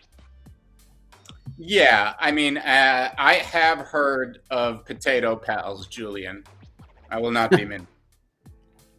Was that one of the lemon kind of derivatives? Yeah, and this little orange friends. I don't know why my heart is too big to block him, because he's not shilling me. He's not trying. He's not saying I should buy. He likes my stuff. He's my reply guy right now, you know? And I've been so close to blocking you little orange friends, but you're not being aggressive with me, so I'm letting you live for now. But I don't think you should do this project. Your traits are exactly the same traits as Little Lemon friends. That's where old Uncle Free has draws the line. You gotta use different traits. At the very least, even if you're gonna copy a model, you gotta use different traits. Draws the line. Oh, I like that. What a great sign for a project to have derivatives, though. I mean, a lot of times people shit on derivatives. It really does. When people see derivatives and they mint derivatives or they're exposed to derivatives, attention does go back to the original project. It doesn't distract from it. People go, where did this come from? And then everyone goes, oh, Little Lemon friends, right? Yeah.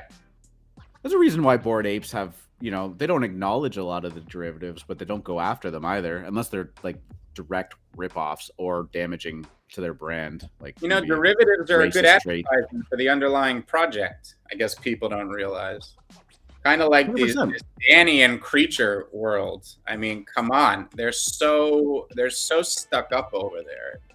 I don't know, whatever. It's just relax, guys. Fucking relax. Have a good time out there. It's not like this is art. I mean, just fucking breathe. Jesus. Everything's so serious. Ugh. Super serious. Super serial. Oh, God. I like when people take their dedication. Like, I love when teams take the dedication to their project seriously, but don't take their project too seriously. You know?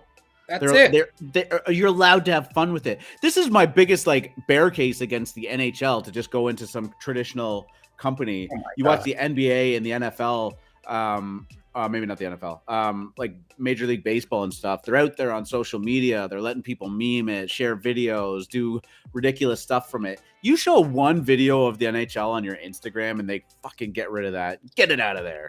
Huh. No wonder. I didn't know that. It's awful. They were much stricter. I follow all kinds of sports pages on my Instagram that cover all sports. Right. ESPN, TSN, blah, blah, blah. You know what you never see on Instagram? Clips of hockey. Clips of the NHL specifically. That's even from the ESPN accounts and stuff? Yeah.